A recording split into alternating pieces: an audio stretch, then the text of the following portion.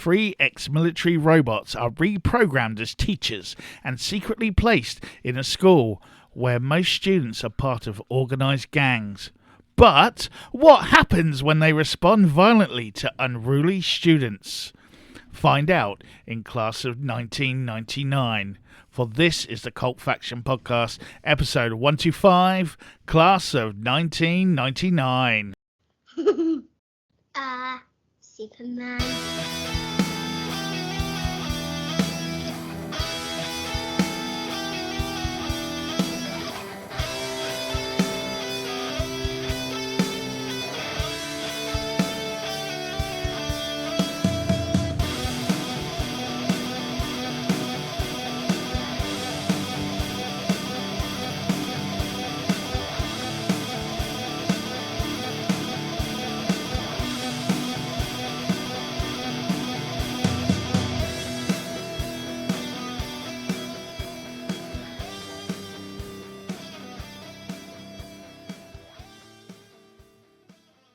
Welcome to the Cult Faction Podcast, episode 125, where we shine our spotlight on Mark Al Lester's legendary Class of 1999. I thought you said Mark Al Lester's. It's like, Mark Al what? Mark Al Lester. What's Al Lester's? Yeah, let's not go too near that. Right, but before we shine a spotlight, how's everyone doing? It's been a little while, but we're back again in the studio. Back. I'm Paul Hawkins. That's a good point. I'll be your host this evening, Brett Summers, and flying with me on the good ship Cult Faction are Paul Hawkins and Damien Hicks. So we co-pilots. Yeah, kind of. Or air steward. Can I just be the one that makes the tea? I don't like the idea of being a pilot. Or you want to walk up It's and down responsibility. with Yeah, I'll have that. I'll be. I'm up for the pilot. Go for it. Yes. Cool. I'll be the one that sits behind and just pushes the buttons. You get shot first. Like Dominic Santini, that one. Oh, no, hold on. It's always the pilot gets shot first, Yeah, isn't damn it? right. That's why I want to be the other one. I don't want to be the pilot. Yeah. I'll be the one that saves the day. Actually, can I just be... You're the dude from Mission Impossible that, like, dies. Can I not just be the passenger then that is... You're Peter Graves. I'm All right, Frank let's move on. I don't like this game anymore. I'm playing No, you're afraid of flying. What are you talking about? Yeah, you pity the fool. Not anymore. No? Just flown too much. You're over it now, are you? Give me a glass of wine after takeoff. Yeah, after all that, he's got all those air miles now. I've just closed my notes. Says the man that was always flying over to States so he could see the latest episode before it airs in the UK. Damn right, but I've got a different job now. Yeah, the Learjet's gone.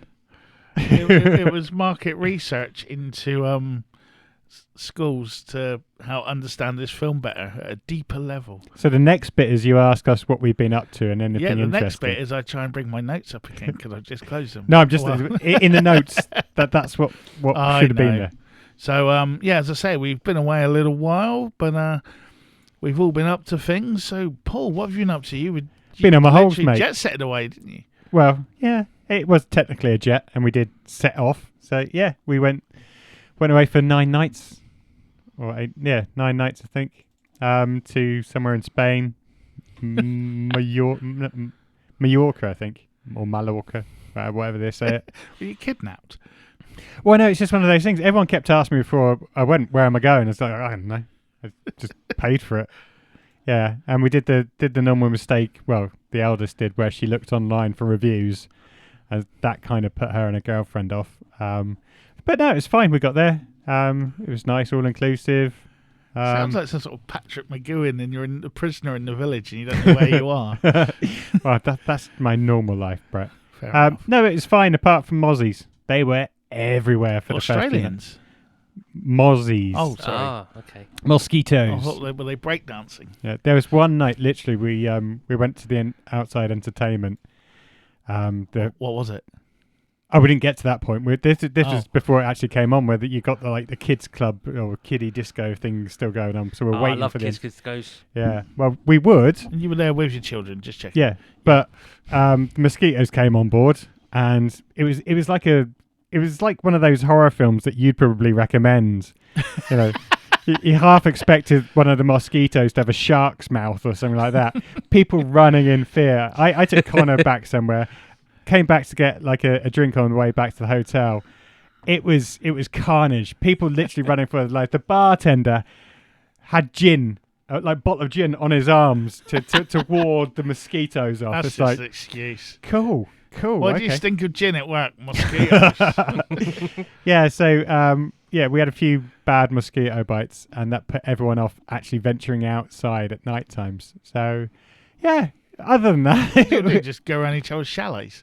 chalets. It's not Heidi High. Hello, campers. No, I just see how insulting he is. I said Yeah. chalet. No, Chalets, I had a villa. no, it was a hotel. It was a big old hotel complex. No, so basically we Complex. just had the Yeah. evening Parts meals, hotel. and then either got some drinks. So was it near a body of water? Because that's normally bad for Yeah. mosquitoes. Yeah, Not, there's well, loads it's of good like for them, but little bad for us. lakes and canal type things. That'll do it. Yeah, but anyway, it's the hotel's fault So- for planning it there. So, have you had time to watch anything? Would you know when I asked Damien what he's been up to? No, In a obviously not minute. interested I'm in going to come what I've round been to him doing. in a minute. Why I'm is, just why saying. is, why is He's he changing the format. Just because we're thinking of going fortnightly, he's starting to change I know. everything. Just throwing it out, just saying. Don't do it. Was there a Don't nice- mess with the format, Was there a Brett. nice film on the plane? Even like? No, it's too short. And it was Ryanair. Jesus, you'd have to give a kidney to be able to watch a film on a Ryanair Was it not flight just the commitments? on loop. I have been watching something. If we want to, Okay, well, we'll come back then because everyone wants to know what Damien did. What's the point in asking? Oh, dear. He's lost the plot. That's what it is. Damien, what have you been doing? Well, Say nothing. yeah. Just say nothing apart from watching stuff. No, I went to Butlins. Hey, Heidi, hi. Yeah. Although those days are gone. I was quite disappointed, actually. You're just left to your own devices now. There's no evening There's no, entertainment. they're there, but there's no organised Like fun. the Pet Shop Boys. I can't imagine you doing organised fun. No, You'd I just be wouldn't. sitting watching people. But Yeah, there- surely take the there's piss some- out of it. Yeah. There's some sort of like super. Oh, it's the happy- home of entertainment. There's a groovy gang or some sort of super happy fun club. Isn't Yeah, there? sort of. Do you not have Stephen Mulhern doing magic tricks? Yeah, he was. We didn't because Chloe's 3. We went to they do like a weekly pantomime. Yeah. We went to that on like the first or second day, and Chloe just couldn't take sitting still and being. So we're like, well, we're not going to bother booking anything else. Oh, you have to book the entertainment. Yeah, it's free because you Oh, paid, yeah, you yeah, paid yeah. for it, but Steve you've still got Mulhern, obviously they got So capacity. they know that, yeah. Yeah. Aren't you allowed to just go out, chuck him a quid and hit him? Isn't that like his show? Isn't it? In for a pound. But I assumed whenever I've seen the adverts for it, I thought, oh, they record it once, and then it's on the screen in the auditorium or something. Yeah. But it's not. He's actually he's there. So that's quite. And same with they do Masked Singer as well. Who And were the guests? I don't know because I didn't go to it. Who Give you a hosted clue. it? It was probably I don't Dane Bowers. Didn't see any of. Yeah, it's going to Dane be that Bowers, sort of. Paul Justin. Paul Danan No, it's not going to be that bad. I'd imagine it's more kids and orientated. Honey G No, it'll be I like forgot and the about Cheeky Honey G. Girls. who's Honey? I don't even know who Honey G is. She was on one of the reality. Yeah. Britain's Got Talent or something. She was. One of them. Yeah. She was also on the shit I don't watch. She was also on Celebrity Coach Trip. Oh God. So she's basically doing anything so she doesn't have to pay rent. Yeah, probably. I think she didn't it come out. She was minted anyway. I It got was no all- idea what you're fucking talking about. Let alone just look at me. Isn't I don't know. I don't even know. But was it good? Yeah. And was it expensive? Because everywhere in UK is expensive Well, nowadays. So we did it. We literally almost last minute, it's like 2 weeks before we went. Yeah. I think it's about Sorry, 700. viewers. We'll get back to cult tea. I'm just genuinely interested. Yeah. People might want to know. Yeah. It was about Yeah. 700 quid, something like that, for the That's a 4 of us. That's Family good. 4 Yeah. with Oh, parking. That was in the base, like the only accommodation that was left, which was actually a chalet. Do you have to pay for meals and stuff? Was that included? Yes, you got to pay for meals. They do packages where you pay it because we're going to take them back next year because Yeah. the kids obviously loved it. Yeah. It's like there's a fairground, adventure playground, swimming obviously with Connor would flumes love and all that. There's all sorts of stuff. None of the kids didn't get bored at all, which normally we will go to Cornwall even if we went abroad somewhere. They'll get bored eventually because all there is a pool. They and only got bored with Stephen Mulhern. yeah, well they would have done. Yeah. They didn't No go. one can get bored with Stephen Mulhern. He's The a man's cheeky chappy. He's a walking activity centre of Yeah. humour, fun, and gold jackets and stuff. Yeah. But yeah, I think it was definitely worth that amount of money, Yeah. if we're going to book it next year, well, what I plan to do, I haven't done it yet, is go and look how much I spent on food and see if it is actually worthwhile getting a package. For places nearby. What do you mean? You Oh, said- course, yeah, it's in. It was at the Minehead one. So, Oh, right, okay. yeah, it's literally right on the seafront of Minehead. So you Cool. walk out and you're in the Beach. See. beach. Yeah, more or less. Yeah, yeah. So yeah, it was cool. You're going I did get to meet. I didn't get to meet him. I got to say hello to Optimus Prime. I wasn't going to queue. Oh, that's right. I saw yeah, your I picture. saw that. Yeah. But yeah, he gets wheeled out every couple of days, Aw. and you can queue to have his picture taken with him. But no, I wasn't doing that. Shame that the film's bombs and he's been Exactly. This is drawn it. to This is that. what he's been reduced to now. Yeah. Once he was Yeah. saving the world, now he's at Butlins. It happens to the best of us, I That's guess. your fault. What was his name? I like explosions in films and all that. Michael Bay. Michael Bay. That's Yeah. your fault. Optimus Prime, once of Cybertron, now Butlins. I will put the Matrix into my chest and sacrifice myself. Blue coats, Yeah, transform and roll out. Stop saying it. Stop saying it, Optimus. They Just still get on and do it. A blue coat still a thing? No. Well, yes, but it's red coats. Red Blue coats, coats was Pontins. Yellow coats. Yellow coats was Heidi High. I thought Hey. red coats were the ones that hunt foxes. That's red jackets. Anyway. Yeah. Okay, that sounds cool. What about though. yourself? What have you been up You've to? been on holiday again? I know. Well, I've been He's on, had a 6 I've week been on holiday. the 6 week school holiday, and just just up at home. The office is now fully functional, pretty much. Oh, yeah, you did a bit of DIY, didn't you? Yeah, well, kind of. I watched it. Yeah, bits around the garden, bits around the house, stuff like that. Really, nothing too exotic but it was quite nice to just do it at your own pace and chill and watched a few things, played with the cats. Now got a super fish tank. Thank you, DJ Hammy and Emma. Compliments for Big Frodo. Oh, yeah, snail. the snails, yeah. Well, the snail now because he absorbed Oh. the other three. That's why he's Big Frodo. Oh, I see. I was not aware of that Yeah. fact. Pippin, Merryweather, and Charlie from Lost are all gone now. So he's had his second I did not breakfast know and they his ate each first other. breakfast and his lunch and his... I don't know. There's not even like a corpse. They're gone. Not like like they're gone and the shell's there. It's like they've been absorbed, Oh, right. like a gelatinous cube or You something. sure it's definitely a He didn't snail that escape. you've got? Yeah. Oh yeah, he's getting bigger now. Now he's got his own little thing and he's moving up and around and stuff. I Halloweened it for him the other day because it's coming and we like Halloween in our house. And I got all the I keep forgetting what it's called. The white fish stuff. Cuttlefish. Cuttlefish. Yeah. Yeah. And I broke it up so it looked like all little tombstones all around his. Oh, okay. I wondered where we were going with that one. Yeah. Yeah, sprinkled it on and no. Yeah, so he's enjoying life. The cats are I doing see well. you've gone early on your Halloween stuff, haven't you? I have The- noticed. I mean, we've got our I've- Halloween I've- stuff I've out been the loft. holding back the tide of Halloween since Christmas. Yes. Some of us are really. I like Halloween, as you know. I'm a big fan of Halloween. Some of us really like Halloween. I love Halloween. And the whole, but We're waiting Kate- till October. yeah, but Kate's very much in with because it's all. It goes in with the full season. So as the leaves fall, it's all Yeah. part of the Yeah, I'm same. tradition of it all and all that, and the the folk and the Yeah, no, I all don't. that I'm stuff. not dissing it in any shape or form. Yeah, so The only thing about Halloween I don't like is because the we trick or have treat. a thing on our door. We've got one for every season. Have you? And at first I was like, "There, there's one for every Shell's season." got an But autumn one they're and, cool. a Christmas one. Well, she needs advice on what the other ones are. Yeah. Just Does the Green Man come into any of it, or is that? That would be cool for springtime. Yeah. We're not ready to have guests yet, Mr. King. And, but yeah, so just doing a lot of that sort of stuff around the house, and yeah, and bits and bobs really, and finishing off my acupuncture, and now I await the specialist to have a look at my leg, as my knee feels even worse now. So you're waiting on the NHS referral type thing. So Well, it's been Ow.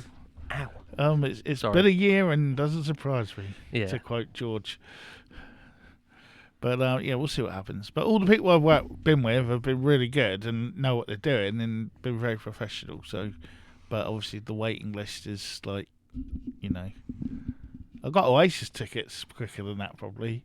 You've got you. No, I haven't. No. But I'm not paying money. to see I know, it. Jesus I Christ. didn't go when they were £3.50 No. to join us. I'm not, but yeah. But you know what I mean. It's a similar thing, I feel. Yeah, absolutely. But there was a thing the other day actually on Facebook, and it had 2 front row Oasis tickets looking for a 3-bedroom house with swimming pool. I saw one about we'll swap it for a doctor's appointment. Yeah, but yeah. So that's been the main sort of stuff. Really, it's been a nice, relaxing pace. Lots of Olympics as well. Got into all sorts of sports I wouldn't ever care about, and I've now since forgotten about. But for those Yeah. couple of days, I was the biggest expert in that particular sport in the whole world. There was one at the Paralympics I loved. They basically had Is it different. the blind football? I went to see that when it was at London. It is phenomenal. No, I missed that. I quite like the wheelchair rugby. That got a bit heated as well. So that's As that cool. always does. I missed Yeah. on that, but it was wheelchairs, and they were basically sat in the bit, and they got different balls. Some of them are soft, some of them are hard. They just throw them near like a jack. So it's like boulet or whatever the French call Oh it. yeah, It's brilliant.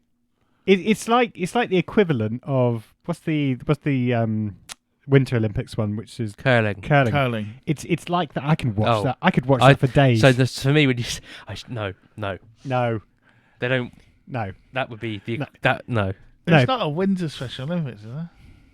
Yeah. It's not Special Sorry, Olympics. Paralympics. Paralympics. Yes, As right. it left my mouth, I knew I'd said it wrong. My Yeah, apologies. there's a Winter get cancelled. I'm Paralympics as old well. now. Is there? It must be. I don't know. I can't remember. Yeah. I think there is. Yeah, Yeah. bound Nah, to be. because Eddie Edwards was in the normal one. There's nothing wrong with him. Anyway, let's move on before. Before litigation. Yeah. Nah, he was good. His hit single "Fly Fly" was a classic as well. Yeah. So yeah, we like you, Eddie D. Edwards. And there's a circle, fly fly, like Heidi High. So, but I did want to give a shout out because the British Paralympic team absolutely smashed it. It was like at one point I was like, did anyone else enter? Because it was just like every time you turned on, so I had like 50 more gold medals today. Yeah, I And think they was came like, second overall, didn't they? Yeah, Yeah. apart from China, who have more people than everyone in the whole world anyway. So like, and when they enter someone for everything, they're gonna win more. That's India, isn't it? Now China were the winners. Of No, it. I know. No, but I meant by population. I think Yeah. it is. Oh yeah, it yeah. is But, like, India, but in the Olympics, they make sure they have someone in everything. yeah. They even have someone sweeping up just in case. For a minute, I thought you were going to say even if they weren't a Paralympic before, they make sure they've got the numbers. Yeah, whoever does well in the normal Olympics, they Yeah. chop a Well, leg you off. never know. yeah. If you don't qualify, guess what you're going to be in 4 years. He doesn't need a hand for that event, does he? He's running. Let's get rid of it. But yeah, enough politics. Yeah. Right. So apart from the Olympics, what else has people been watching? Paul. So there's nothing on the flight, but when I got back, I decided, because I'm desperate for new films. So Twisters. Oh, the sequel, Yeah. Twisters. So I thought I'd give that a go. It's all right. Nothing brilliant. Yeah, Glenn Powell's in it. He was in Top Gun Maverick and a load of other stuff. It's one of those ones.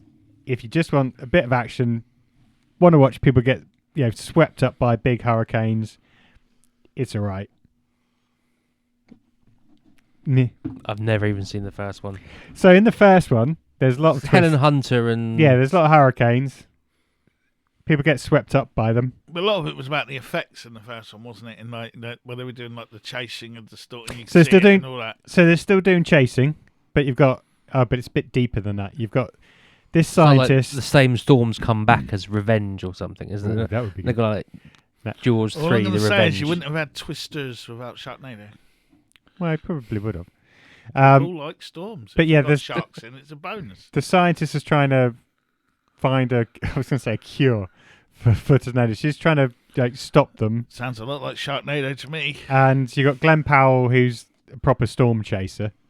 And lo and behold, the good-looking female scientist and Glenn Powell start off as enemies, but they get together. They're just so opposite; they'll just never work out. Yeah. Like, oh, But yeah, it's an alright action film. Christmas at Dollywood all over again. Although saying that, it's not as good as Unbreakable's YouTube video where they go hunting for hurricanes. All they do is sit in a truck for about 2 weeks. But I was watching that with Connor, and I thought, yeah, I could watch that. It must have been boring as hell for them for 2 weeks, other than like being So the bit where they got face to caught face up. with death. But yeah. Anyway, so that's Twisters. Wait until it comes out on the Skies or whatever Something for you free. have to pay for it, basically. Yeah. Okay. Damien, what you been watching? Wow, not a lot really. Got to be honest. 'Cause the TV reception wasn't great in Butlins, which is no surprise. I did start watching that Evil you keep talking about. Yes. Oh, that's the one I forgot about.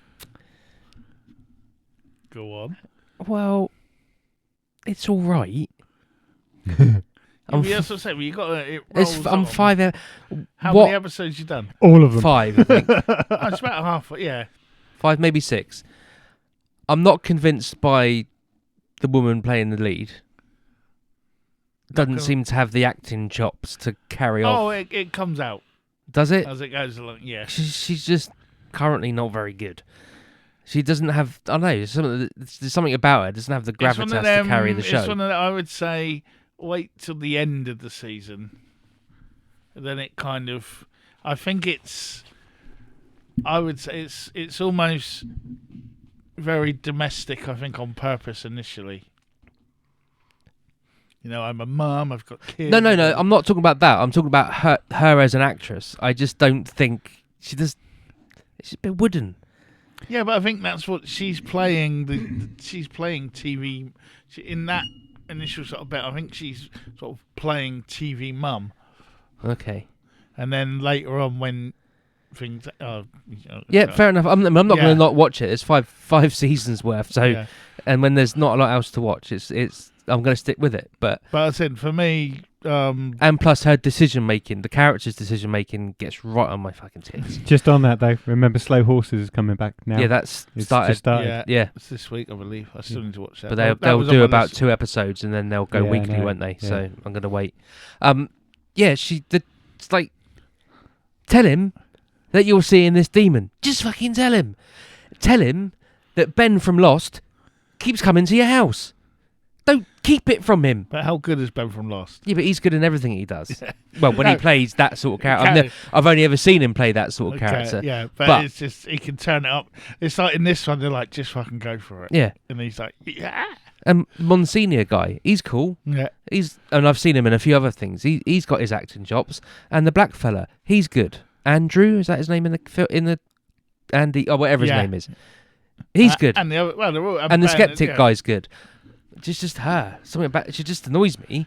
The character annoys me, and her kind the of. character does become quite annoying. And plus, they but never then- actually explain any. And some things you can like. Oh, let's not resolve Yeah. the monster of the week, but to do that every fucking episode. Yeah, but that's what people want now, isn't it? No, because you're not going, oh, it was... I know later on, things become a bit clearer on why things might be happening and things like that, but it is that kind of... It's the uncanny response, I guess. That's the thing now. You want the people going, yeah, it was a demon, and you want the people going, no, actually, he had a That's fine, psychological avergence to... but kind of every now and then drop in a resolved case. Yeah. Don't leave every single one of them. There will. It's like Scooby Doo not pulling the mask off Yeah. at the end. Yeah, no, I'm trying to think. What was the?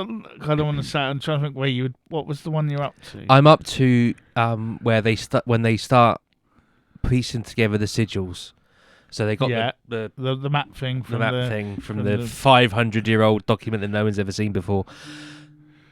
And they're just starting to realise that there's sigils on these maps, and he recognises one of them from a book. Yeah. That's all. I won't say any more because no one else. If you haven't seen it, then that's But a have you bit seen of a reveal. who he? I've not. Yes, I have. But what I'm saying, Yeah, yeah. yeah. Oh yeah. he realises he's seen that sigil before somewhere in a book. Yeah, no, that was good. That's where it starts to go down the rabbit hole a bit more. So I would say you kind of. Yeah, I'm not gonna not watch Oh it. yeah, no, I'm it's just saying, but like you're at the bit now where it it starts just needs to, to up its game. Yeah, this is where it starts to, because it's almost like You can almost see it in shows now. You know, like when hey, the network guys stop coming around now. Let's just do what we want to do now. You know, you can almost see it. Like we're 3 episodes in, they've stopped taking notes now. Go, and it's like, and it's a shame, but I guess that's TV in America, more or less. Yeah, when you've got to make 10 episodes a season, I guess you can't do.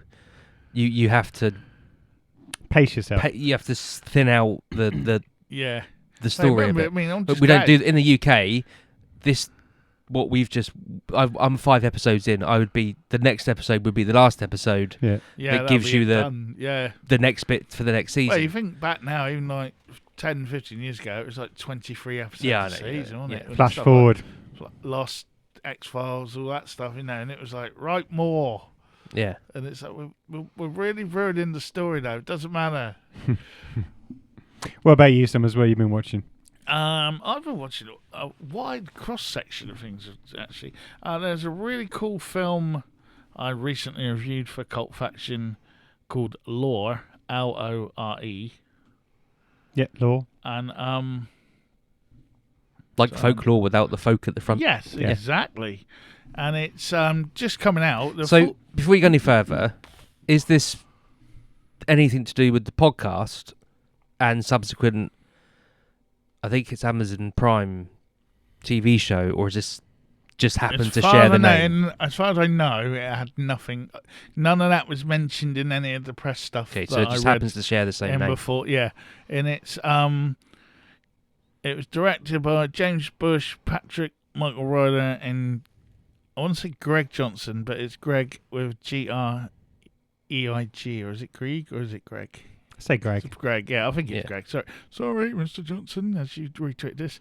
So basically, it's a horror anthology film, and you've got those kind of ancient myths and contemporary horror things all taking place in it. And it starts off, you've got 4 friends who are going on like a sort of camping, hiking, adventure type thing, and they're all arriving. So far, so cliche. yeah, but you carry know, on. but that's. I I'm think not that's- knocking it. I'm just saying. but that's kind of what it's going for. And then they meet the really creepy, hikey bloke that they meet, who's a bloke called Darwin. I don't know if that's relevant. But played by Richard Brake, who I recognise him straight away. But he was the Night King in Game of Thrones. He was the guy under all that. And also he is just, whenever there's like a kind of creepy, weird British guy, it's him. Sort of thing. And he informs our Intrepid 4 that all the other guests have cancelled that were coming on this big hikey trip thing. And they're only there, so they need to go and set up camp for the night. So like, oh, okay, it's only us. Oh, that's right, it's just us then. Oh. And basically the rest of the film is them setting up camp, and then they sit round the campfire, and he tells them this thing about, they've got to tell a horror story, and he gives them like these little wooden totems. So I'm just turning to the cameras around, giving these little wooden totems. I love the fact that he said the totems. It's like there's no totem in your hand, Yeah. Brett. I'm just showing them the. I thought he was going to pull one out of his pocket. Yeah. If you'd like to, I'm not talking about horror stories, but If you'd like to see the Everyone approximate holds a size of totem. the little wooden totem, check it out on YouTube as I model it with my hand. so like And, the for size of a listeners, it's about 2 inches. a stormtrooper, a Star Wars figure. And Original, basically, the- they chuck that yeah. on the fire whilst they're telling their story, Oh, okay, and yeah. it burns while they tell it. And the first story, but so basically, then you get each one of them tells a different story to try and scare the others. The first one is called Shadows, and the main guys in it. You've got Andrew Lee Potts from the dinosaur thing Yeah, with Stop 7. Evil. Prehistoric, no. Yeah, it was prehistoric. No. Either way, it was good until it Yeah. went shit.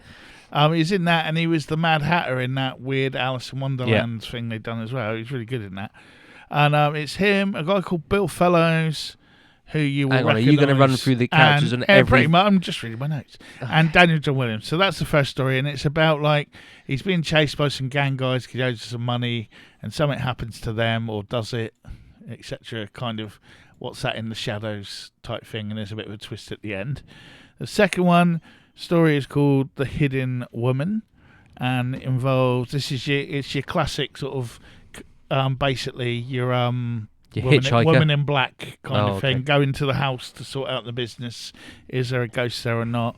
It's Jennifer K. Preston.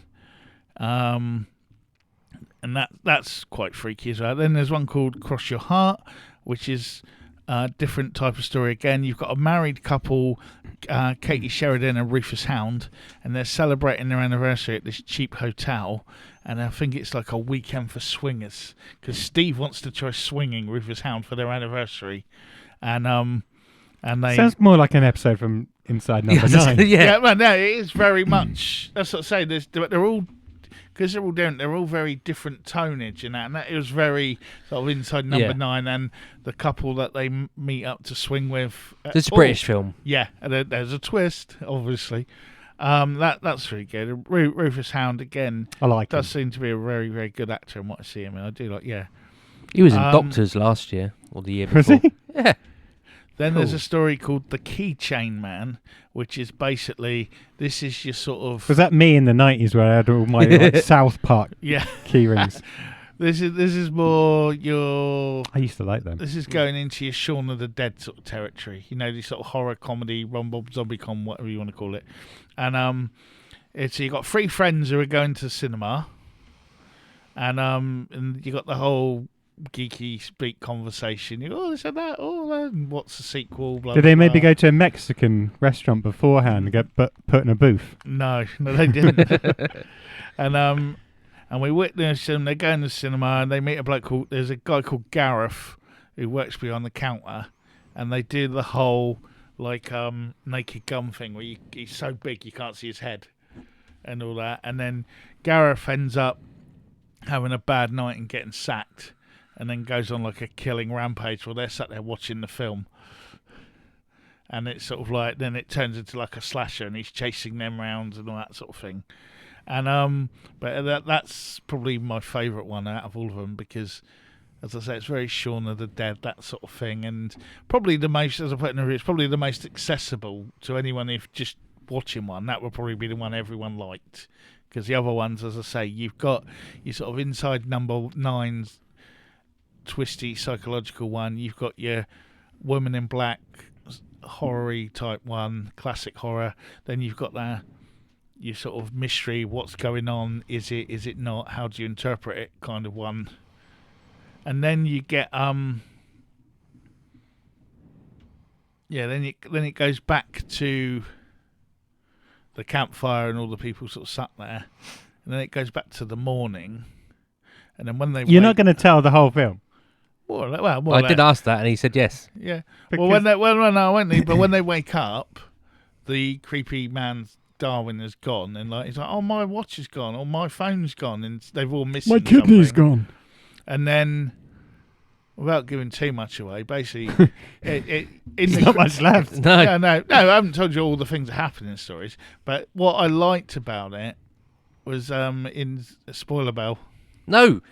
I don't want a spoiler. I might want to watch this. Okay. Same you would here. want to watch it. Okay, well, there's a little bit at the end that makes all the stories a lot more interesting, and gives a very, very weird but cool spin on the whole thing altogether.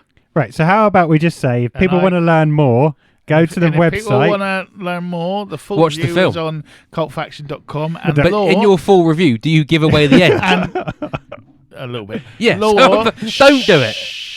Law can be seen exclusively on the Icon Film Channel, and you can sign up for a 7-day free trial at iconfilmchannel.uk or via the Icon Film Channel on Amazon Prime. And it's due to hit select cinemas across the UK from the 27th of September, and will be available on home entertainment from the 21st of October 2024. No, that's not too far away, is it? Yeah. But yeah, Lore, Lore. Have a look. You'll like it. I don't doubt that, but I'm not going to read your review. No, if it spoils it. No. No, it doesn't. So out of 10, what did you give it? I gave it. I think I gave it a 7 out of 10. All right, okay, cool. Because Cool. my main gripe with it is, and it's always the same with anthologies, I want a bit more in the stories. You know, like where you can see there's opportunities like how you can make these stories better, but where they've got to fit them all into sort of 90 minutes, it kind of sometimes things get a bit rushed when over a real film it would have been a while before you get that revelation. And Yeah. it's but that is what it is of anthologies. That just Swings and roundabouts. it depends how they're done, because Yeah. your original short form ghost story is short. That's the point of it. It's like it's beginning, middle, scare at the end. So if and that works sort of, when it's in your head, but it doesn't necessarily So work when you for- do it. yeah. The last person on earth is sitting in his chair. The doorbell goes. Yeah, exactly. I could hear the They can be children. short. I could hear the children downstairs. We don't have any kids. That's Yeah, no, I get all that, but it was just like there's just a couple of bits. It's just sort of, I thought if it was fleshed out a little bit more, it would have had more of an impact. Not all the stories. There's a couple of them where it was acted really well, but it was over before it began, and it kind of, if it is a bit longer, it would have had a bit more of an impact. Oh, cool. We've got 7 out of 10. It's not Yeah. bad. no, not bad at all. So that's one of the things I watched. I've got this more. Back to you, Paul. Back to you, Paul. Right, so Rings of Power season 2. Oh, This last thing I'm going to be speaking about tonight, like Forrest Gump. Well, I've actually got more than you to talk about. Yeah. Brett's taken up all my time. So Rings of Power season 2, like season 1, I think the Twitter sphere's divided. I'm divided on the inside. It's one of those things where it's, to quote, it's doing so much for what could be possible on TV. In one hand, it's like it's got millions and millions and millions and millions and millions of pounds per episode or whatever it is. It looks stunning. But at the same time, it's like you're kind of missing the point. I mean, Basically, is it Kelly Brook? It's stunning, looks good out, but just misses the point. And I say, I wondered where you're going with that. I'm just a bit tired of them not revealing stuff. I mean, is it Gandalf or is it not Gandalf? I mean, he's saying, when in doubt, follow your nose. But if it's Gandalf now, we're 2 seasons in, just come out with it. Bloody hell. I thought it was the baddie. No, Sauron. Oh, no, Sauron's someone else. So yeah, he's come on and tried to rally the orcs, tried to force the orcs, but he's currently being decimated and coming back to life in his grisly form. But yeah, it just feels like it's meandering, I've got no interest in it it's whatsoever. So it's just I can see why they want to drag it out, but at the same time, how many seasons are they going to make? And at the moment, it still doesn't seem to be going anywhere. Has he made the rings yet? He's made some of the rings, yeah. Well, some of the. Well, you got a while yet then. Well, yeah, but you also don't know from the books where they're intending on the Rings of Power to end. Are they going to take it right up to Mordor, where he has his I'm imagining so. has his finger cut off? Because I imagine that'll be the end of it. But if they can get that far, yeah, or if they don't and it gets cancelled before then, they'll go, "This is where we wanted to end it." yeah. The problem is I don't know too much about the backstory in the Silmarillion, whatever it was, to say, "Oh, we're here now." There's only 5 years to go. It could be another bloody 1,000 with Tolkien, But yeah, By all accounts, a lot of the annoyance is how much most of this is made up. I don't know. I don't. Is Lenny Henry still in it? Or have they killed him No, off yet? no, he's gone. Oh. As I said, I don't mind it too much. I don't hate it. I carry on watching it. It's like I'm glutton for punishment, but I enjoy it too at the same time. I think I'm battling with myself more than anything else. Maybe I've got one of the Rings of Power, and I'm trying to be on the right side. But yeah, you two aren't going to watch it. But no.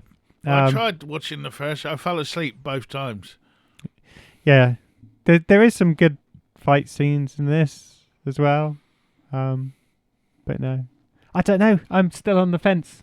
I think it'll, when the season 1.5 seasons in and you're still on the fence. Yeah, no, That's because- Not a good sign, is it? Yeah. Well, no, but I think If this wasn't Lord of the Rings now, you'd have bailed, wouldn't you? But you're hoping. yeah. So Did you say? potentially, like Wheel of Time, I'm not fussed about that. I'm probably not going to go back to it. He says, but I think with this one, it will be once the last episode's aired. Do I then go? No, actually, that was cool. Or what a pile of Anyway, So you're still hoping for that big twist in the tail that'll pull you back in. Well, not twist. Is it elongated to tell a story in a way that one film or 3 films or however many seasons just couldn't do? But didn't they do it all in about a 1-minute flashback scene that looked really cool in the films? Oh no. Well, yeah, kind of. But There we go. That's all I but need this to is watch. they didn't really look into Sauron's past or Gandalf's Yeah, past. but all we and all needed that to kind know of good is stuff. that he was really, really, really evil. Yeah.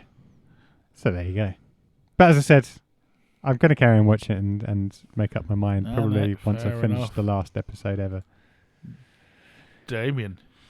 Okay, so something I watched on ITV, so Ooh. mundane terrestrial TV, Platform 7. Oh, yes. I, too, have watched this Oh, okay. and reviewed it Oh, did you? on cultfaction.com. Oh, don't let him speak because I won't. tell me what it's about. You talk. No, I don't. I'm trying to get the bloody who's in it and whatnot up on the screen, but for some reason, everything just takes me to fucking ITVX to log in.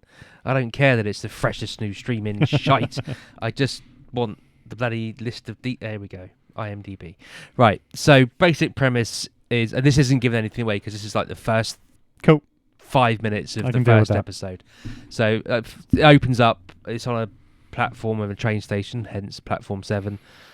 For a few minutes, it just kind of follows this girl around. It's at night, and it follows this girl around as she walks between offices and like security guards and whatnot are talking, and then she walks through a door, as in Through a door. Through a door. door. All right. right. And then there's a suicide at the train station, but she's shouting to stop him from Was she doing there for 5 minutes with a little penny trying to get out the door? No. And Whoopi Can't do Goldberg it. She just can't do following any of her that around.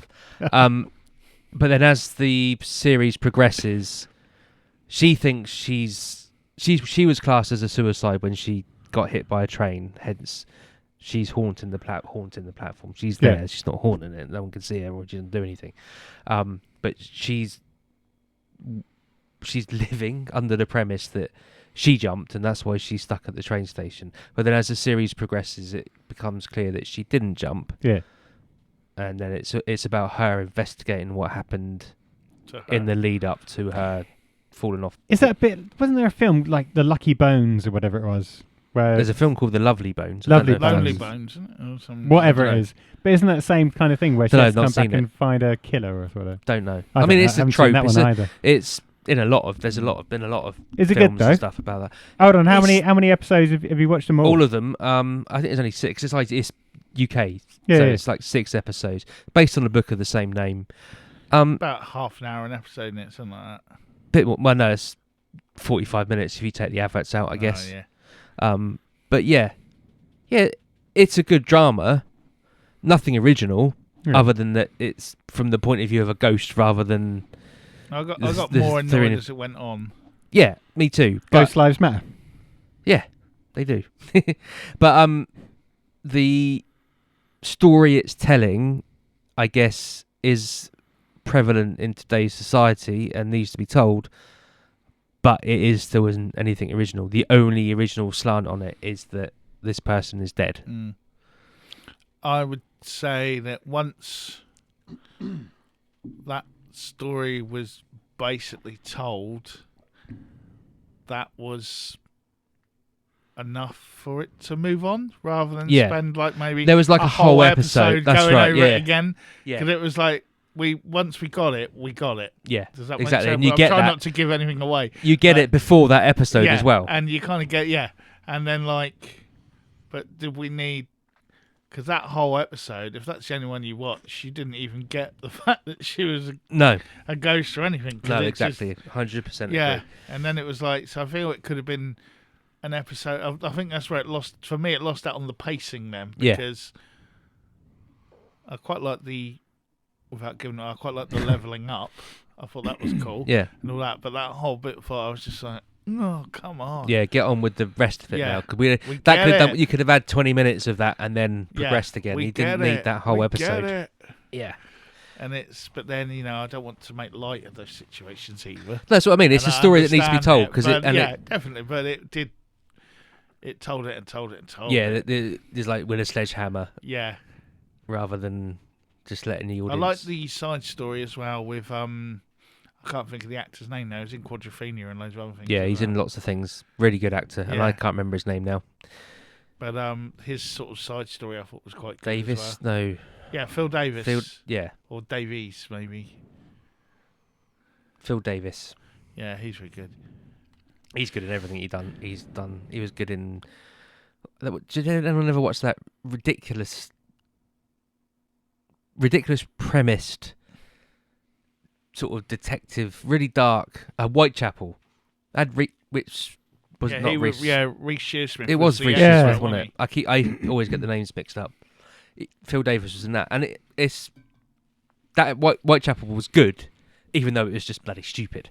But they did go do some really dark I need things to in watch that again, actually, 'cause I don't think I think I saw one and then Yeah, they only did about 2 or 3 seasons. I had them recorded on the box and then never got round to them type thing. Yeah, I mean there is one it even sticks with me now, even though what you think you see isn't what you think you've seen. Without, because again, if you haven't watched it, I don't want to. But anyway, more than meets the eyes. Yeah, but Platform 7,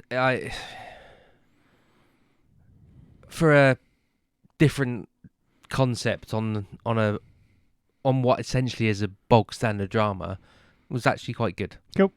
And it was made. It's that thing in it. It was made for a mainstream audience. It wasn't made for the horror connoisseur. No, it's not horror in any way, shape, or form. Or supernatural connoisseur. It was a it's a mainstream drama with a twist on it to try and that's the reason I would have watched it. Yeah, you know what I mean, yeah. It's me. Excuse me. Right, new film on Netflix. Ooh, The Deliverance. Oh yeah, I've seen a lot of hype that. about this. I watched that last night. Yeah. I just forgot about it. It is basically you've got just speaking bluntly, because it's what they say in it. Really, you've got the sort of poor black. I wondered where you were going with So that. did I. I was a bit worried then. Because they do refer to themselves as with two sons and a daughter. The oldest son is the one from Stranger Things. Living that, she's sort of a bit of a drunk and has a beating up her kids and things. That's sort of hinted at and abused. They've all got bruises, and like the daughter's got like cigarette burns down her arm and stuff, and all that sort of thing. And she's sort of struggling to keep it together. And the kids, Glenn Close is her mum. And they move into a new house. And basically, what's that noise? Is it haunted? Why the flies? Yeah, why the flies? And obviously, there's something. Sounds like Amateurville. There's pretty much. Who are you talking to, Johnny? I've told you not to talk to yourself. Yeah, and all that. Now get in the fucking house. The usual haunted house things with a sort of an urban spin on it. But they play it well. It's acted very well. Yeah. She really does look like, because one minute she kind of does look like sort of the glamorous mum when she's going out, then she does look like a complete bag of shit in the next one because she needs, she does play it well, and the social worker's very good as well. Monique is the actress who plays the social worker. And the whole, the thing is, everything you expect to happen does happen. Yeah. But it's based on a true story, which, if you do look it up, has been debunked by everyone. But but it's a really good film, and it's a interesting way of doing some of the things in it. But it is your haunted house exorcism story, really, but really well acted, and some really nice scenes, and some quite creepy bits too.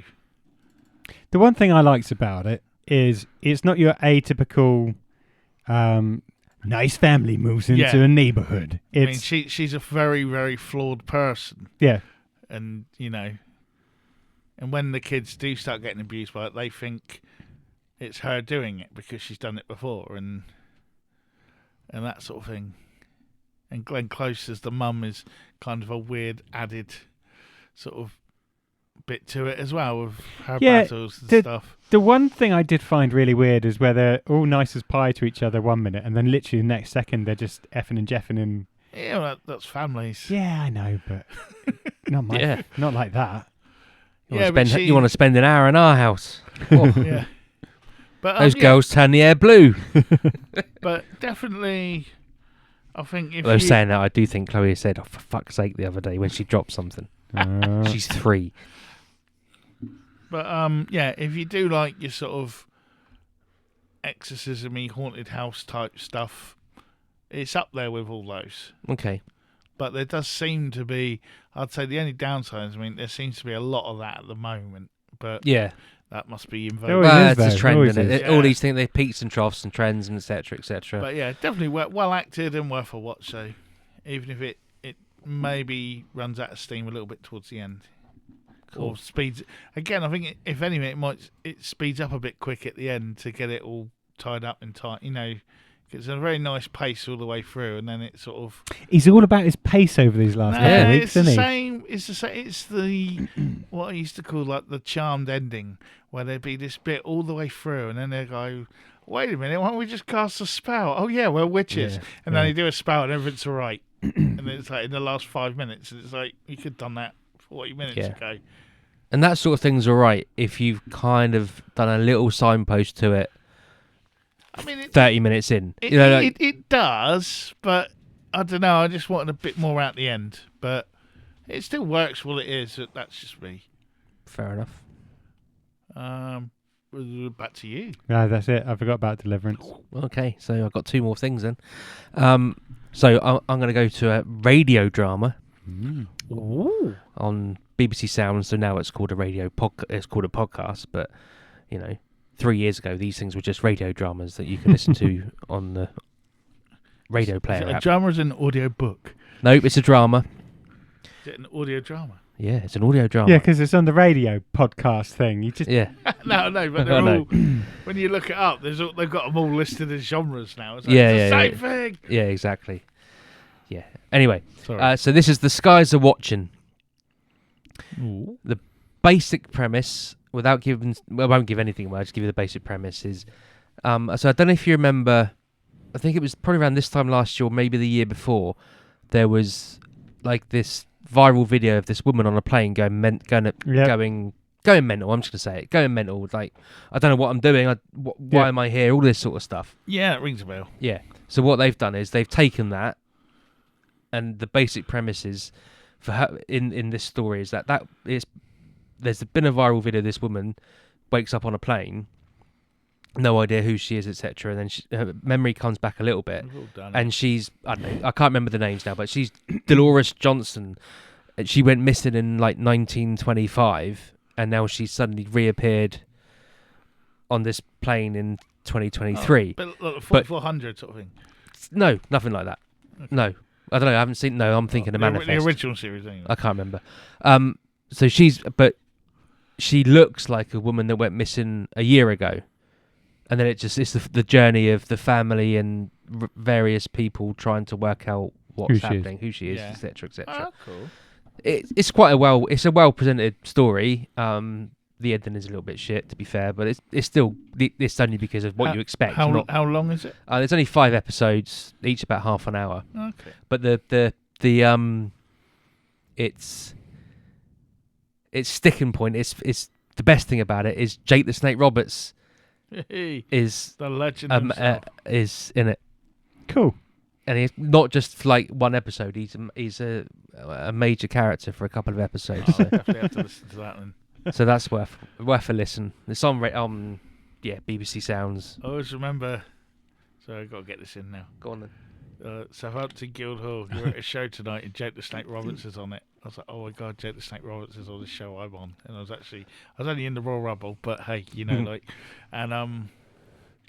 Hey, stop hugging me, kid. No, it was like Jake the Snake Roberts is here, and I'm like, oh man, this is gonna be cool. But this was Jake the Snake Roberts in the late 90s when he was on his sort of downfall period, and he'd left America and was living in this country.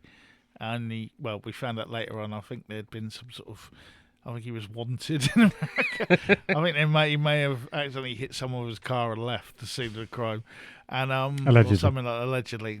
No, I think he's been done for it now. But yeah, so anyway, I'm like, well, anyway, I didn't know that at the time. Like, it's Jake the Snake, he's a wrestling legend, so a wrestler. This is going to be cool.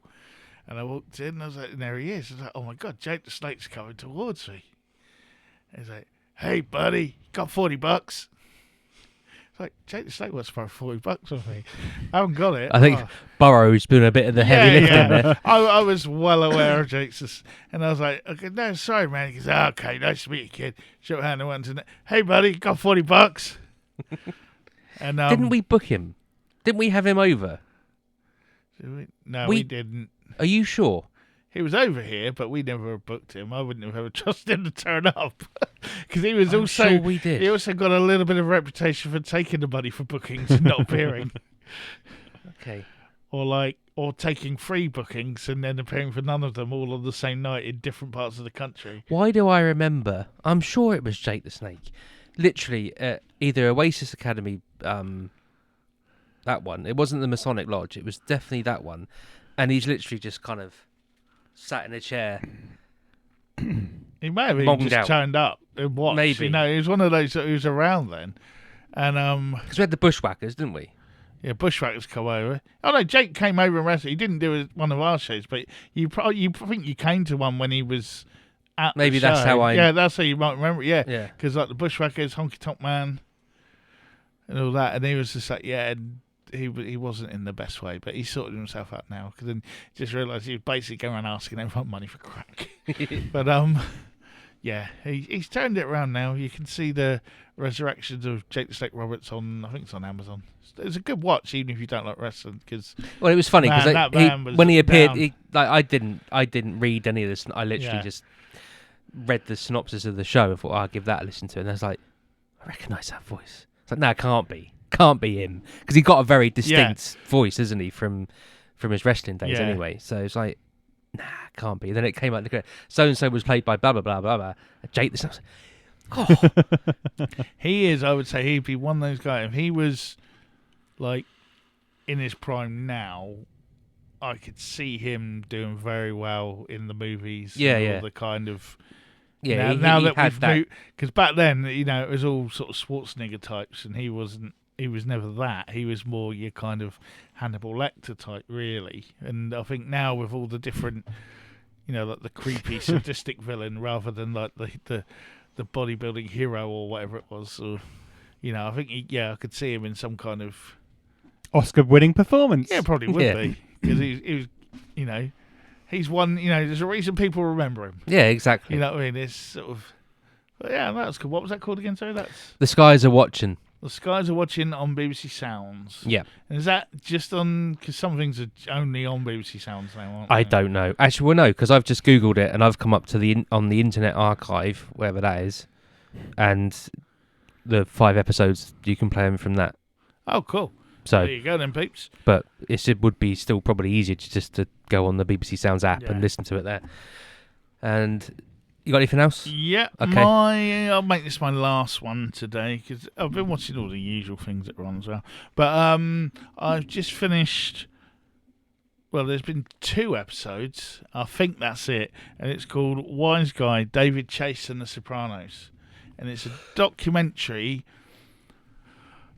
about David Chase and the Sopranos. No shit. I thought it might but be. it's very much like half of the first episode is just about David Chase and how he is, and how his life, and how he grew up, and then into how the things like his career, then into how the Sopranos came about, and how like HBO, who at that point were live boxing and sports and a few music things and concerts, and then wanted to get into TV.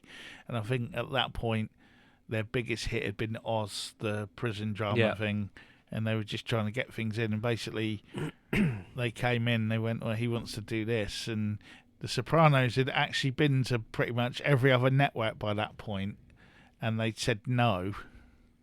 And also, they'd made him take out all the bits where people got killed, because you couldn't get killed in network TV. And like they wouldn't do it. He said I went to all the major networks and Fox. He said the documentary, which just made me laugh. And then HBO were like, yeah, you can do that and you can kill people. And he was like, cool. So he then had to go back and rewrite all the scripts again because he took all the bits out and he got what he wanted. And then it just goes over that, and then how you see a lot of like the audition tapes of different people that went for different roles and things as well. And it's really good. If you're into your Sopranos, this is like a holy grail. You get all the behind the scene. Lots of the people in it are talking about things, what went right, what went wrong, who got on, who didn't, when things, all little nice little trivia bits and behind the scenes, and when people hated each other and when they didn't, and there's all sorts of stuff. And over the 2 episodes, but then also if you're someone who's into like the behind the scenes stuff, or if you're trying to write a film or a TV series, whatever yourself, I think it's a very good, honest lesson by him, because there's a lot about like handing over, like having a writer's room and handing over like your creations to someone else writing it, and maybe he didn't let them do enough, maybe he held it too tightly, and there's all that sort of thing as well. And people would quit the show as writers because he'd done this to them. Or there was one bit where they'd sat there for 2 days and planned out the whole next season. They had whiteboards on the wall, and then he came in on the 3rd morning, wiped it all off and said it was bullshit and they needed to do it again. And stuff like that, and everyone sat there going like, we just spent 2 days, like 15-hour days doing that. And he goes. Well, you're still getting paid, so fuck it. That's when he goes through his processes as well. And there's a bit with James Gandolfini, because there's a lot about how like the pressure of like carrying the show got to him as it went along. And there's like a bit where he was going to quit, and then he went out for a drink with oh god, what's his name? Steve Van Zandt. Or Seal from the show, Bruce Springsteen's guitar, and he's like, dude, like you got 100 people counting on you to feed their families, and all that. He goes, you can't just quit. And he goes, no, you're right, okay. And he goes, and it's a fucking good role, So he went back, but he would say like they would do like 8 till 10, like that day, and then the next day, because you started at 8, you'd go in at 10 and do 10 till 12, and then you would do 12 till, and he said, and it just sort of really, that's why he started drinking, I think. And they say he had problems, but from what people have said, it sounds like he was drinking a lot, and stuff like that. And it goes into all that and other people's reactions to him and all that because of it. And then he got a pay rise and everyone else didn't. And then he felt bad, and he got loads of the main cast into the room and gave them like $30,000 each from his own pocket, because he got a pay. I think by the last couple of seasons he was getting like $1 million an episode, and they weren't. And he was just giving them all money and stuff. And I thought, I'd never heard any of that before. And it's all Tom Selleck. I'll refer you to Tom Selleck and Magnum. Yeah. No, but I mean, I hadn't heard it about. I'd read a lot of the things about the Sopranos, but a lot of these were people like, it's long enough now, or he's died now, and it's been long enough, or whatever. I can say it now. No, I never said this before. There's a lot of those sort of interviews. I've never said this before, but and all that. Yeah, it's really good, and it's that both. So it's about hour and a half both parts. But I think that's all there is, because it finishes at the end of the series and when he died and all that. So I'm imagining that's it. I don't think you can drag it out much longer than that, but it's very good. Like, if you're a Sopranos fan, that's very good for, as I say, for all the stuff of that. If you're interested in the process of TV and how it all goes together and the ups and downs and the pitfalls, it's quite interesting in that way as well. So you get sort of different people's opinions on it and what they got to do. And there's some nice bits where they're talking about the script meetings, and everyone be at the script meeting and happy that they made it to the end of the script this week. Like an episode of Game of Thrones. Because they said it was very set very early on that, like, people were going to die. Like, oh, I'm not in it anymore. I was like, oh, okay. And they were gone. And then someone else would come in, and then they were gone, and all that. And then they talk about the one of the cool bits actually is talk about how it ended. And apparently none of them knew how it was going to end. And when it just does what it does, apparently even James Gandolfini was like, what the fuck? Because he didn't know either. And he was like, because they did all sorts of other bits like to obviously throw people off. But yeah, no, it is really good. And it's just sad that there won't be any more. I'd like them to do something with the kids, but they never will. No. We got that prequel movie. Yeah. That was alright, but no, it's very, very good. Makes you want to go and watch them all again now. You do that. No one's stopping you. We can do an episode on each one. No.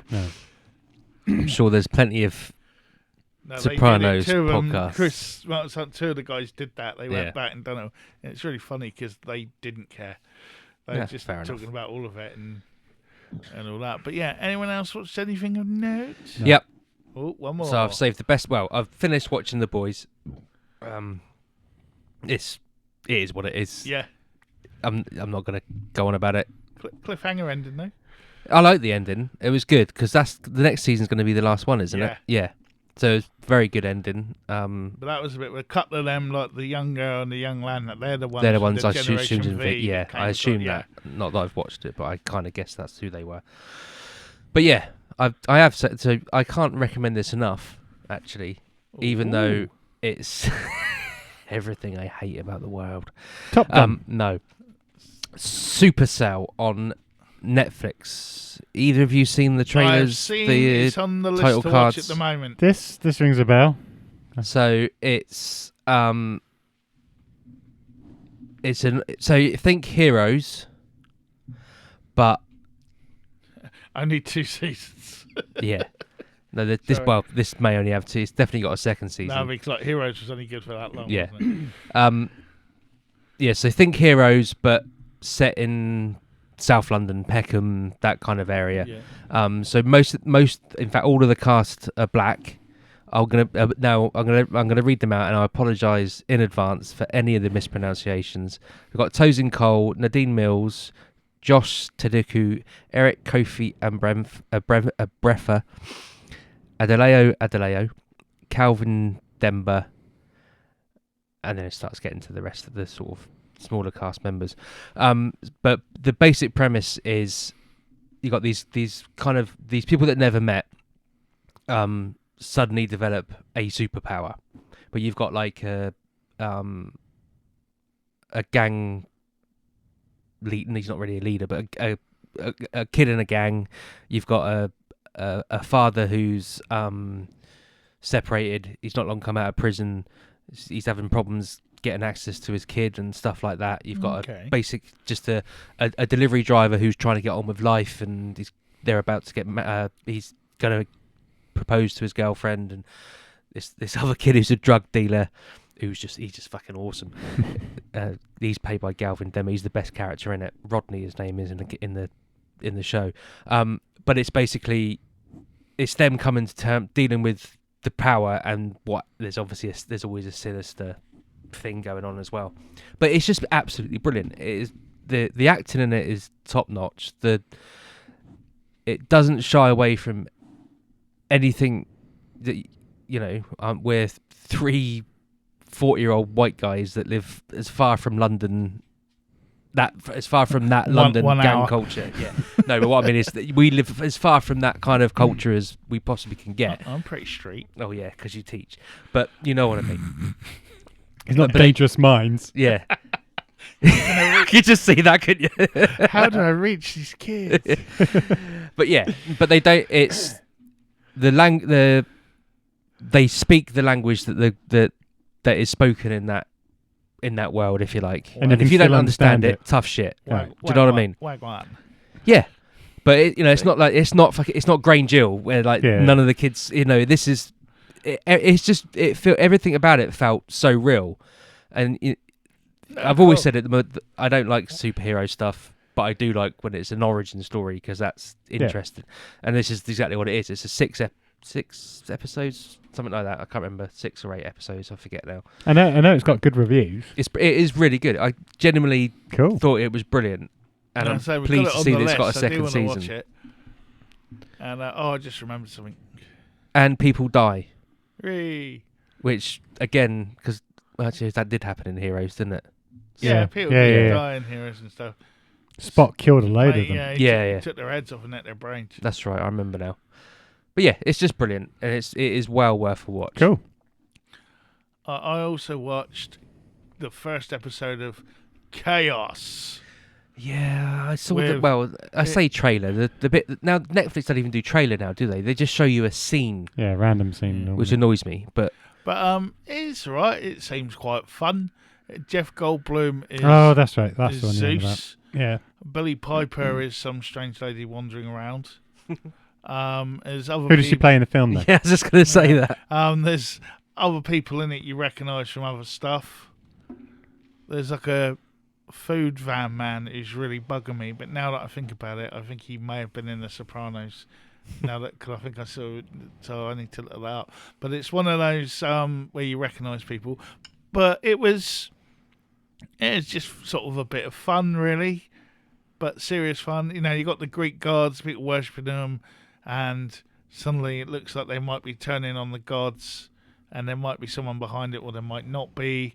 And there's all sorts of little things. I feel that the first one's more the setup episodes, Yeah. you know, like Yeah. it puts the pieces on the board, and I think the next one will be whether or not I'll probably carry on watching it or not. But so far, so good. It's bright, it's colourful, it's a bit more fun, and it's got a nice pace to it. I think it learned the lessons of American Gods. Hmm. Because I think American Gods came out, they had loads of cool stuff. That could have been so good. There's never Yeah. been a programme where a lady's vagina at a man and I've not wanted to watch the next episode because I was bored. You know what I mean? It's just because I think American Gods went in on like, this is going to be like so deep, meaningful and stuff, and they made it that way to start with, and it was all, you know, paced out, sort of director's cut style and everything, and everyone watched it and like, man, that was really long and boring.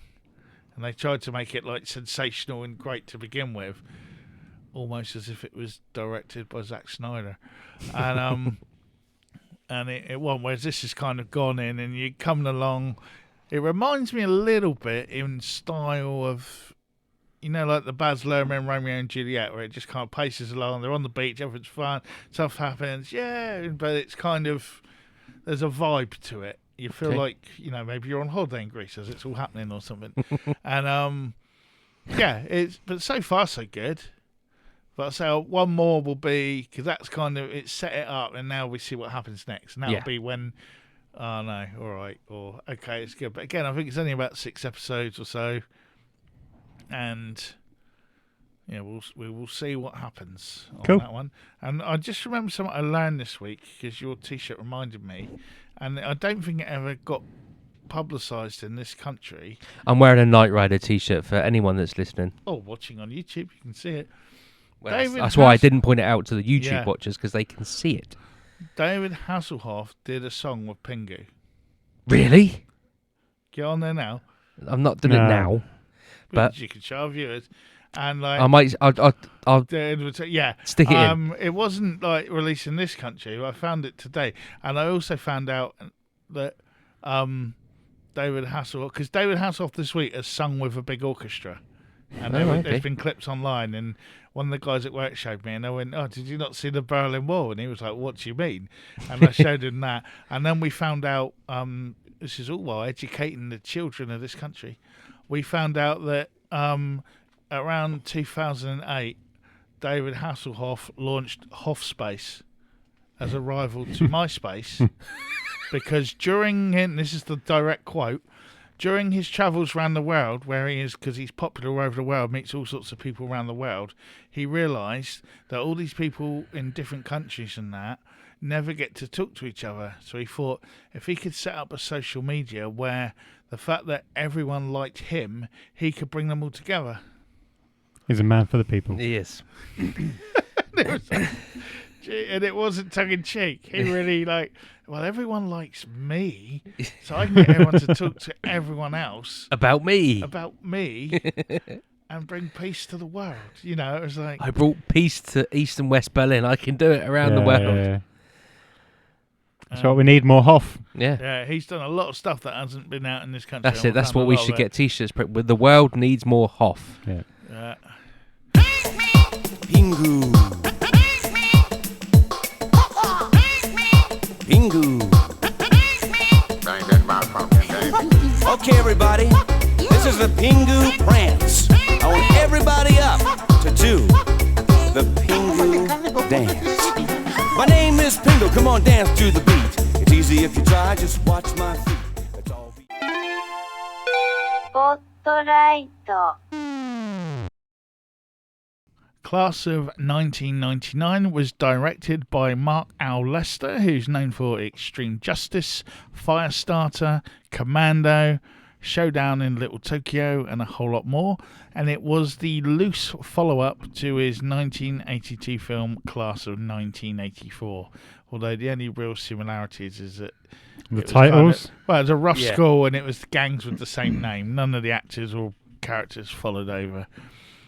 I guess it's like the next generation or something. The film was originally going to be called Obedience and was shot through 1988 at the Lincoln High School in Seattle's Wallingford neighbourhood.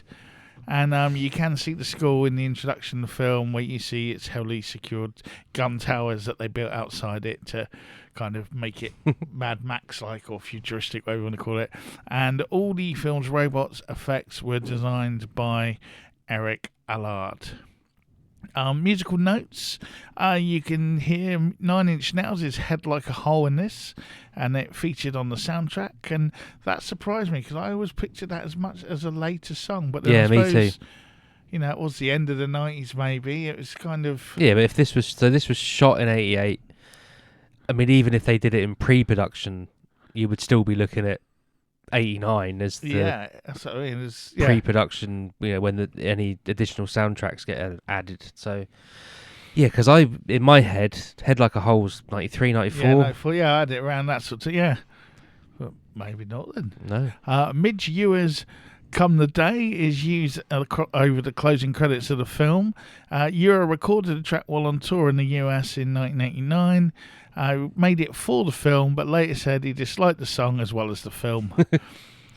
When the musicians, Lane Staley from Alice in Chains and Tom Morello of Rage Against the Machine, decided to join efforts to record a song for the soundtrack of the movie The Faculty from 1988 or 98, 99, sorry, America, they actually named their supergroup the Class of 99 after this film.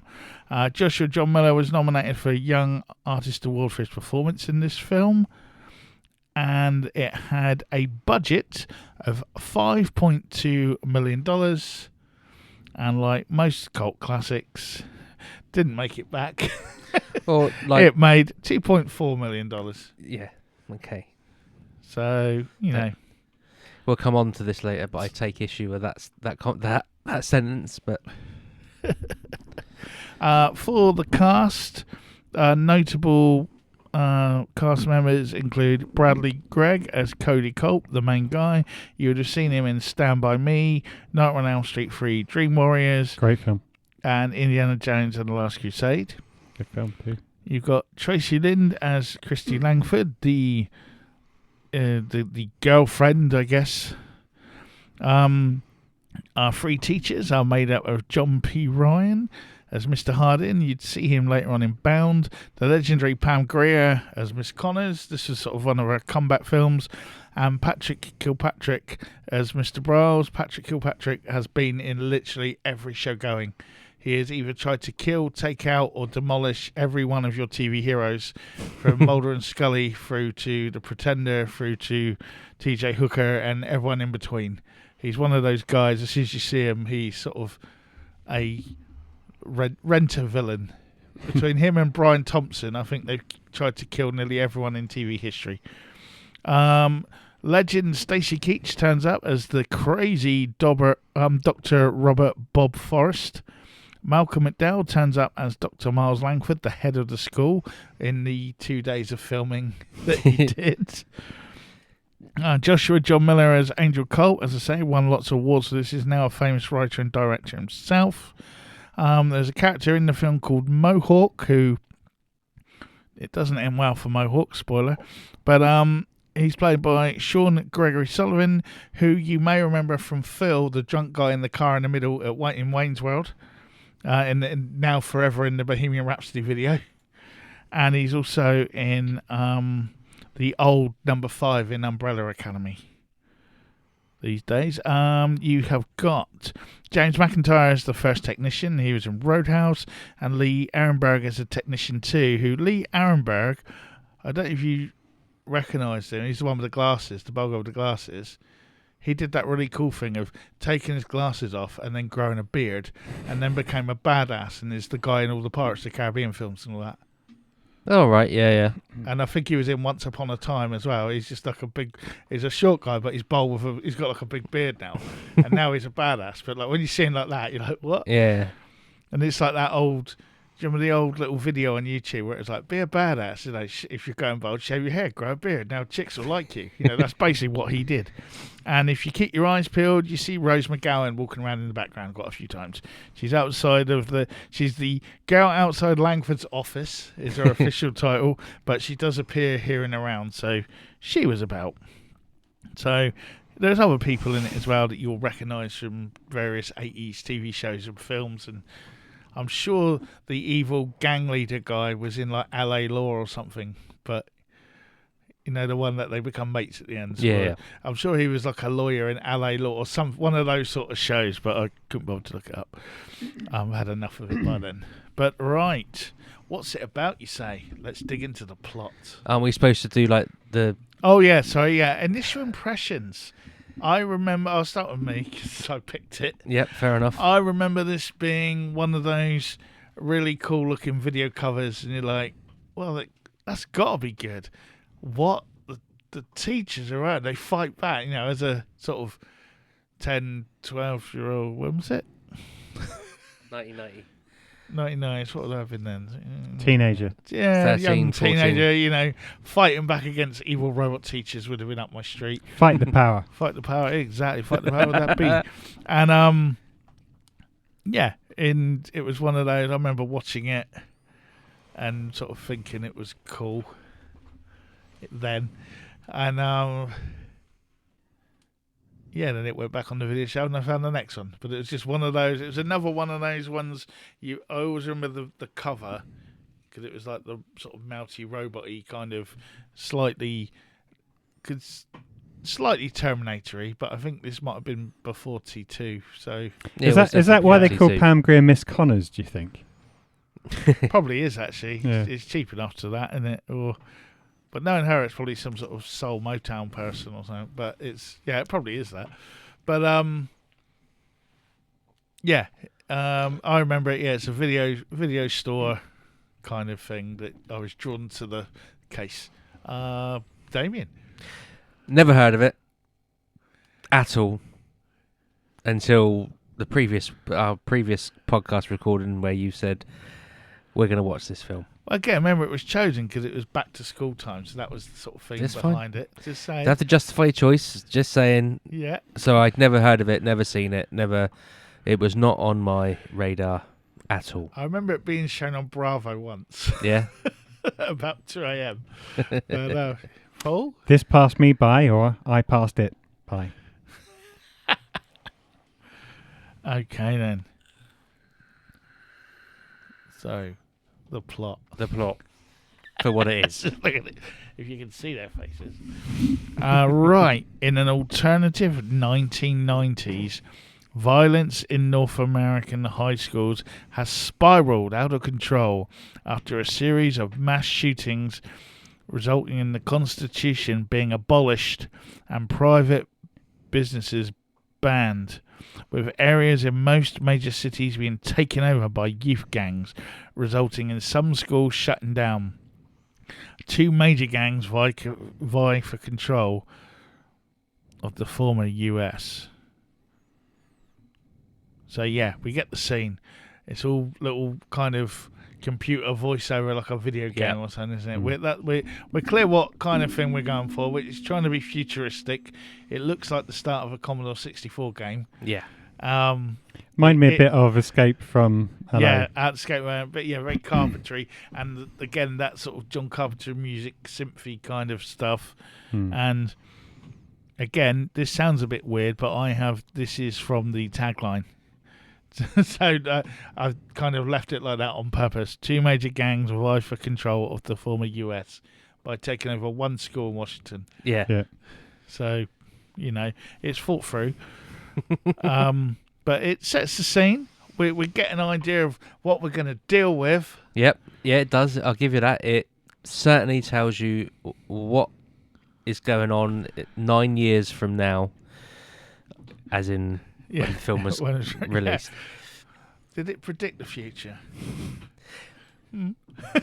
I couldn't work out why the Constitution being abolished and private business is banned because of. Well, American in highs. America, private businesses are involved in schools and fund things for schools and all that. Private business is involved in everything. Yeah, I know, but I just couldn't understand why the Constitution's being abolished, and it's like, well, just get the army involved. Well, that's what they did. Yeah, maybe.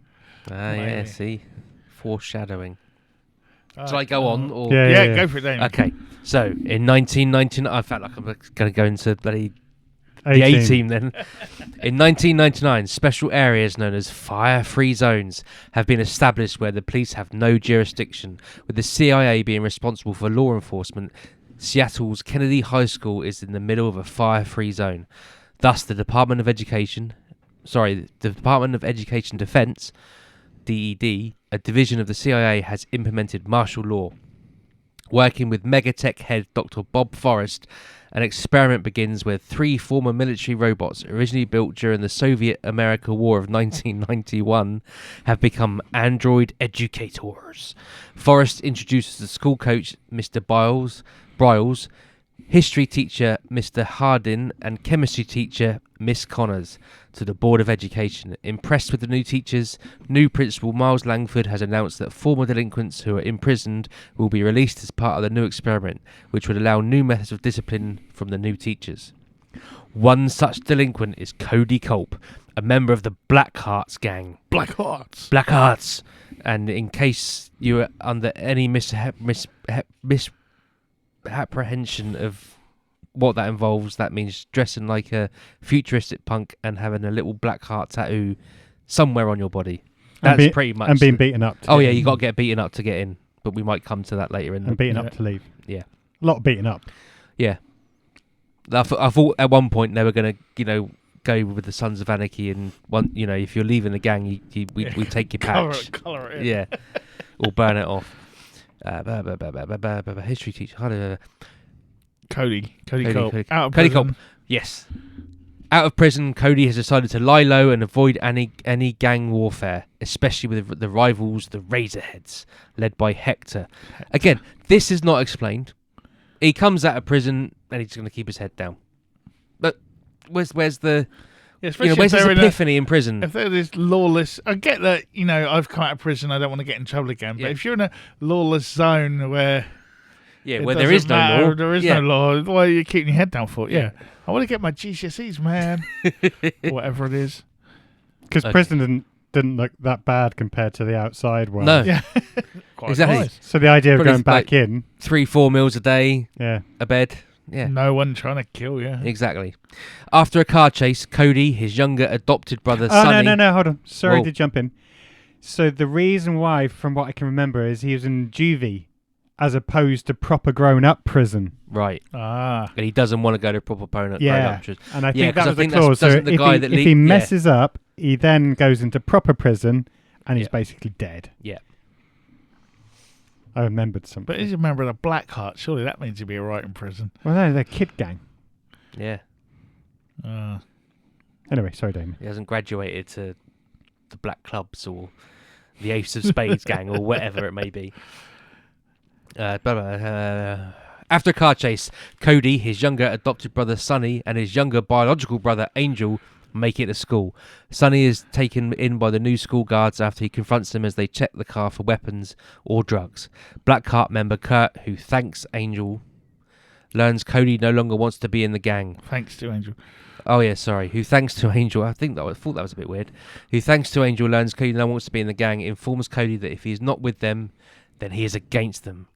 Still, Cody sticks to his laying low and attends class. Whole bunch of dynamic relationships there that are laid bare for us to see. The weird family Yeah. and the gang. And The over-the-top gangs. What was the car bit, and they all start running after the car. So what I think it was to show us how dangerous and rough it is. You can't be driving in this neighborhood no more. Why? You've got machine guns. I mean, you just fire. You're a Blackheart, damn it. Yeah. Yeah, this was. I mean, it does well to set it up, but also. Sorry, what? It does well to set. We learn who. Set what up? Who the characters are. Right. I must have just been looking at. Oh my god, no one can act. Yeah. What? But these people, because I looked them up and he's like, oh, this guy was in Stand By Me. What the? What happened? I mean, did he spend too much time with River Phoenix or something, and just go off on a? It does say in one of the notes that this was his only lead role. Yeah. Yeah. Yeah. I was. I thought the other guy was a girl as well at the beginning. So did I. Angel. I was thinking, where have I seen her before? Yeah. I had. It's like I know her, him, them. I genuinely thought, and then when I looked him up, I thought, oh, he's changed. He's transitioned or something. I've seen them in something else. Yeah. But no, he's not. Not this film. That's they've sure. been loads of things. They're an award-winning. Yeah. He got the award. He was the one who won the Young Actors Award from Angel? this film. Yeah. He was barely in it. nominated. Yeah, I and don't think he won it for this. Yeah. And no, he got it for this. And he's also now a writer, director, and all that. He's probably done the best out of anyone that wasn't Stacey Keach or Malcolm McDowell, Pam Grier. Yeah. But yeah, we get the idea. So we get the school layout. It's like one of those things. The guy's had an idea, and he just wants to. Don't forget, he's already made Class of 1984 at this point, which was a proper, more violent gangs at school kind of futuristic sort of thing. This was. It's done as a sequel, but again, the only thing I think that stays the same are the gang names. Right. Like the first one's more like a gang film, but not. It's not up there with like the Wanderers or the Warriors or anything like that. It's just sort of this sort of thing, but just gang. And then he took that idea on now and now put the sci-fi element to it. Right. So But anyway, what he didn't do is put any flesh around any of the characters. Even it's just like, why? Yeah. But you're right. We get the setup. We've got Yeah. teachers that we know are going to get bad. Yeah. Anyway, in chemistry class, Ms. Connors attempts to calmly talk down Hector and a fellow Razorhead. When the two Razorheads attempt to confront Ms. Connors, whilst all this is going on, she's being viewed by all the technicians. I'm explaining this to the people watching and listening. So there's a control room monitoring what she's seeing and how she's performing. So she basically has a choice at any point to either calm down the situation, use nice methods, or employ fighting skills. Yeah, you get the sort of the different Robocop Terminator options. 2 combinations come Yeah. up, like Axl Rose, Waste of Space, whatever it was. So she decides to use... So I'm going to say this now because it's in every type of this film with that screen. And to be fair on this one, you have people watching that screen, so it makes sense to have that screen. But if you're a android or a mechanical artificial robot intelligence thing, you wouldn't have a screen in your head. Maybe she overlays things. it. Maybe it's a heads-up display. Yeah, but you wouldn't have a heads-up display. We don't have heads-up displays. We just have the thought process. Remember, this is late 80s. I know, but it's Technology a wasn't what trope it was. to do something. I know it is, but it just annoys me. It annoys me in Terminator. It annoys me they do it in Red Dwarf with Crichton. Yeah. Do it in everything.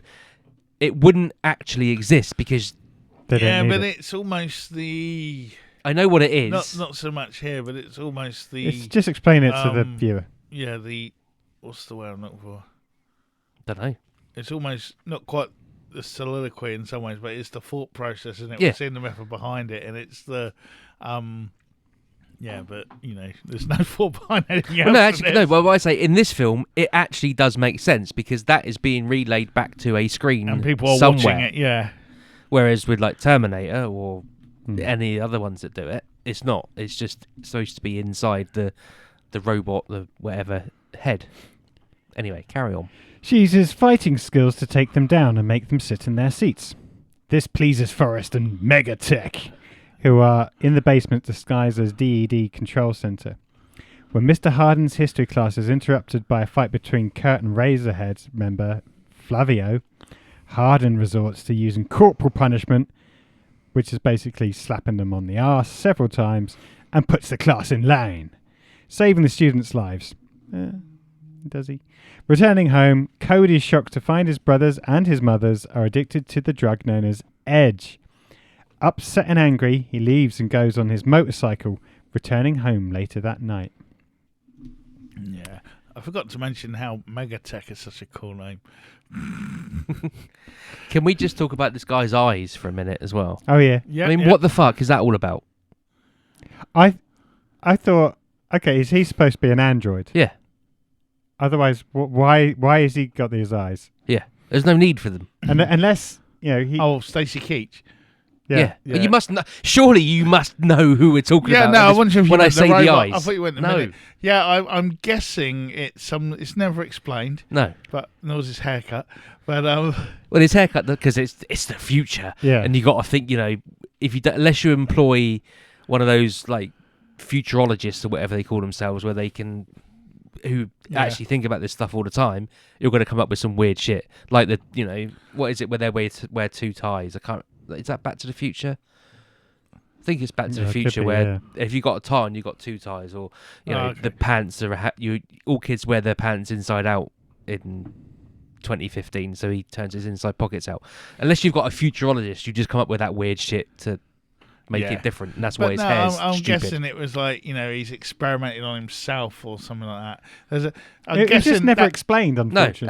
and it's they're just so distracting. And it could have done. It could have been, these are my implants, so I can see everything that's going on. I lost them in the American-Soviet War or whatever it was. Exactly. That I talked about earlier. These are my replacement eyes. Because the problem is, there's a couple of points in the film where, because obviously lens technology wasn't that great, they don't move when his real eyes do. Yeah. There's a bit where he's got got one of the kids in a headlock or something, and he turns like the camera's on him, and he looks at he's looking at Cody, and then he looks towards the guy that he's got in a headlock, and you see his real eyes move underneath the contacts. I thought it and was the going to be contacts like stay some exactly where they are. You what? I thought it was going to be like some of a V. Yeah. Anyway, Yeah. that was the least of the things I. No, had I know. issues I with. was just Cool. What else are you going to say, Paul? So what? What was your other bit then? So you said that was the least of the things I was worried about. So what other bits were there? Oh, we're still talking about my bit, are we? You can do.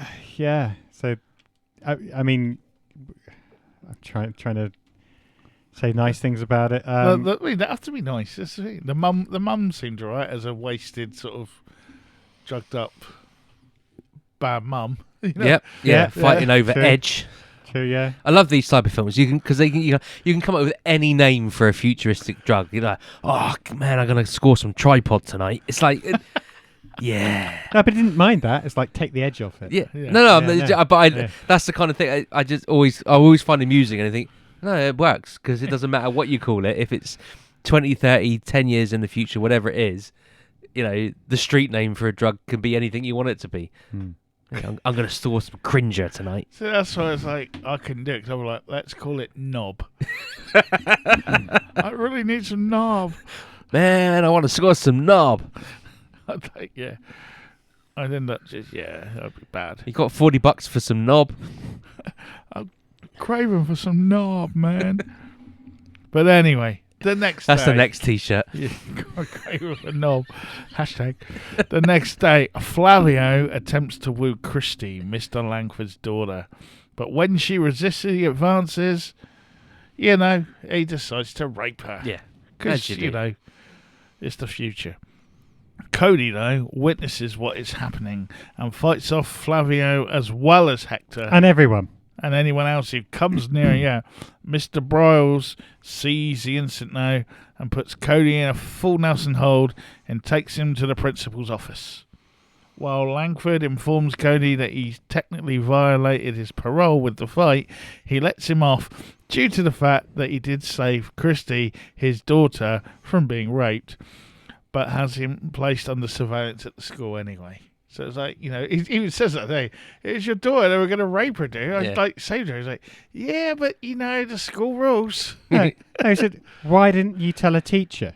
It's like, there was no... all he needs to say, there's no time. She was about to get raped. Yeah. You do it again, you're back in prison. Proper prison. And there's no follow-up on the two rapists either. No, but this is the fire-free zone. Yeah, but I mean, there's a school and teachers. It's clearly not explicit in the school rules that you cannot sexually assault girls. So therefore, it's not in the school rules. I mean, it's in society's rules, but it's not in the school not rules. in their programming. So Yeah, exactly. You're just not allowed to bring in automatic weapons. That's what it says. Yeah. You're not allowed to fight, bring drugs, or automatic weapons. Anything else goes. Because morally, they don't have a compass. And where are the other teachers? There's only 3 subjects being taught in this school. What the fuck are the kids going to do when they graduate? It's funny, but if you think about it, Take over the US. Yeah. Most TV shows only have about 3 teachers and they run the whole school. That's and true, I then they suppose. run out of school and drive somewhere when their kid's in trouble as well, because that happens. But yeah, I didn't even see one curriculum meeting. But yeah, so we get about the stakes at the school and just how rough and dangerous it is there, especially for females. Yeah. Okay, shall I carry on? Oh, go on then. Good. Cody and Brawls head to physical education class, where Brawls, who's coach, humiliates Blackheart member Mohawk while doing push-ups. When the class is over, Brawls tells Cody to stay behind and begins to viciously beat him. Mohawk goes to his locker and takes some edge and grabs a gun. Cody, still being beaten, is seriously hurt when Brawls sees Mohawk with the gun. Brawls grabs the gun and breaks Mohawk's neck, killing him instantly. Megatech technicians Marv and Spencer are in total shock when Forrest informs them that this was self-defense with a gun. Yes, that's the whole thing in it. It was self-defense. He pulled a gun on me. He's like, yeah, but you broke his neck. Yeah. This It's is like you broke the gun, so that's the end of it. You don't need to be doing any more than yeah. that. I would say this is probably the best actual scene in the movie that kind of almost doesn't become a joke of itself and kind of achieves what it was supposed to achieve. Yeah, I can see what you're saying. Without an added slice of cheese, or I mean, don't get me wrong, is it well acted? Yeah, right. But for its the guy, we see how dangerous Edge is. We see what it does to poor old Mohawk, who will, in a few years' time, be sat in the back of Wayne and Garth's car, about to throw up and blood chunks. And we get the evil teacher, and we get the 2 guys who we suddenly learn aren't in on it all because this is too much. This is too far. Yeah. See, I was just confused because, and this carries on happening throughout the film, Cody had literally been pummeled to death. Yeah. And had blood coming out of his mouth, which I thought was a different character at this point, because he comes back the next minute and he's just got a scratch on the top of his head, which just stays throughout the film. So whether they had one makeup artist that just could do that, remember that scar, it was just... I was genuinely confused. I thought, is that a different character then? It's like, I know, that was him. He's dead. Oh no, I thought they were both dead. What? Yeah. Yeah. So I think they just went a bit over the top on Cody, because it looked like, there was a point, if he'd just been knocked unconscious or coming out of it, and then you saw the other guy get killed, fine. But it looked like this phys ed teacher had literally just crushed his chest. He didn't really have a reason at this point, either. He was just bullying, I suppose. Or is he still blaming him for his... Well, he's a cliche of your phys ed coach, isn't he? Yeah, He's that's just true, yeah. roided up nutter that just beats on kids. Yeah. Anyway, when Sonny shows up to Mr. Hardin's class totally high on edge, Harden takes him to his locker. Harden grabs the locker door and pulls it out to find vials of the edge in the locker. He proceeds to take the vials and force them into Sonny's mouth while pummeling his head on the lockers. Harden kills Sonny, and upon his return to class, takes Sonny's now bloodied cross and puts it in his pocket. Everyone needs a trophy. Oh, yeah. Cody sees the cross as Harden gives his lecture. When Langford confronts the three teachers about the death of Sonny, it soon becomes a cover-up to say Sonny died of a drug overdose. When Christy tries to convince Cody based on her father's word about Sonny, Cody is angry and is convinced Harden killed Sonny. This bit was quite cool. I quite like the older teacher dude because he was kind of the one I thought was going to be the throwaway. Because you had like Pam Grier and you had like the cool hard PE teacher and the old guy. But, he's the brains of the and, operation. I mean, he does the spanking bit, and the guy sort of bleeds to death from being spanked a couple of times. But or nearly does. Still can't work that one out. But this is actually quite an evil bit for him. Everyone else around it wasn't. The one positive I'll say about this is where he's shoving all the drugs down his throat. The blood foam stuff coming out of his mouth it reminded me of what I wanted. You remember the back of comic books? You used to get sometimes the not special effects, but it'd be like the blood capsules. Yeah. You always wanted them to be like this foaming things, but you bit into them and your saliva's a bit red. Yeah. That's what they should have been like. To be fair, I mean, the effects, because they're practical effects, are good-ish. They're not groundbreaking for the period. They're not going to win any awards. But for the, what was it, a $5 million budget? Yeah. 5.2 million. The practical effects of this film aren't that bad. And like you say, it's not an easy, that kind of, to pull that off with the, they're not. It looks quite simplistic and easy to do, but it's not. Either that, or do we know if the actor actually did anything else? It was just a glorified snuff movie. Yeah. Anyway. Oh, it's me. But the cross does become a big part, doesn't it? The cross becomes. This is our evidence that they might not be what they seem. Okay. So, apologising to Chrissy the next day, he tries to convince her that... hold on. Whoa. Apologising to Chrissy the next day without any scars. Yeah. Apart from that one scar on his head. Yeah. I agree. The guy's been beaten half to death. All his ribs are healed and whatever else. Yeah. He's in no pain whatsoever. No bruising, just a scar. So, apologising to Chrissy the next day, he tries to convince her that Hardin had something to do with Sonny's death and had Joe skip school for evidence. Chrissy and Cody have the teacher directory and learn that Hardin, Briles and Connors live in the same apartment. Now, these are robots that do not need to do anything other than re-educate. Surely they would just be stored in a cupboard somewhere. Yeah, but I believe it's the illusion that they're people because they're trying to pretend they're real teachers, not robots. So it's the illusion by Megatech to to pass these off as actual real teachers and not as robots. Fair enough. So they break into the apartment and Cody finds the bloody cross. Now let's just talk about the apartment for a second. Yeah, I'm glad. Glad you mentioned that. It's obviously it's bare apart from some canisters of something in a corner. A bra.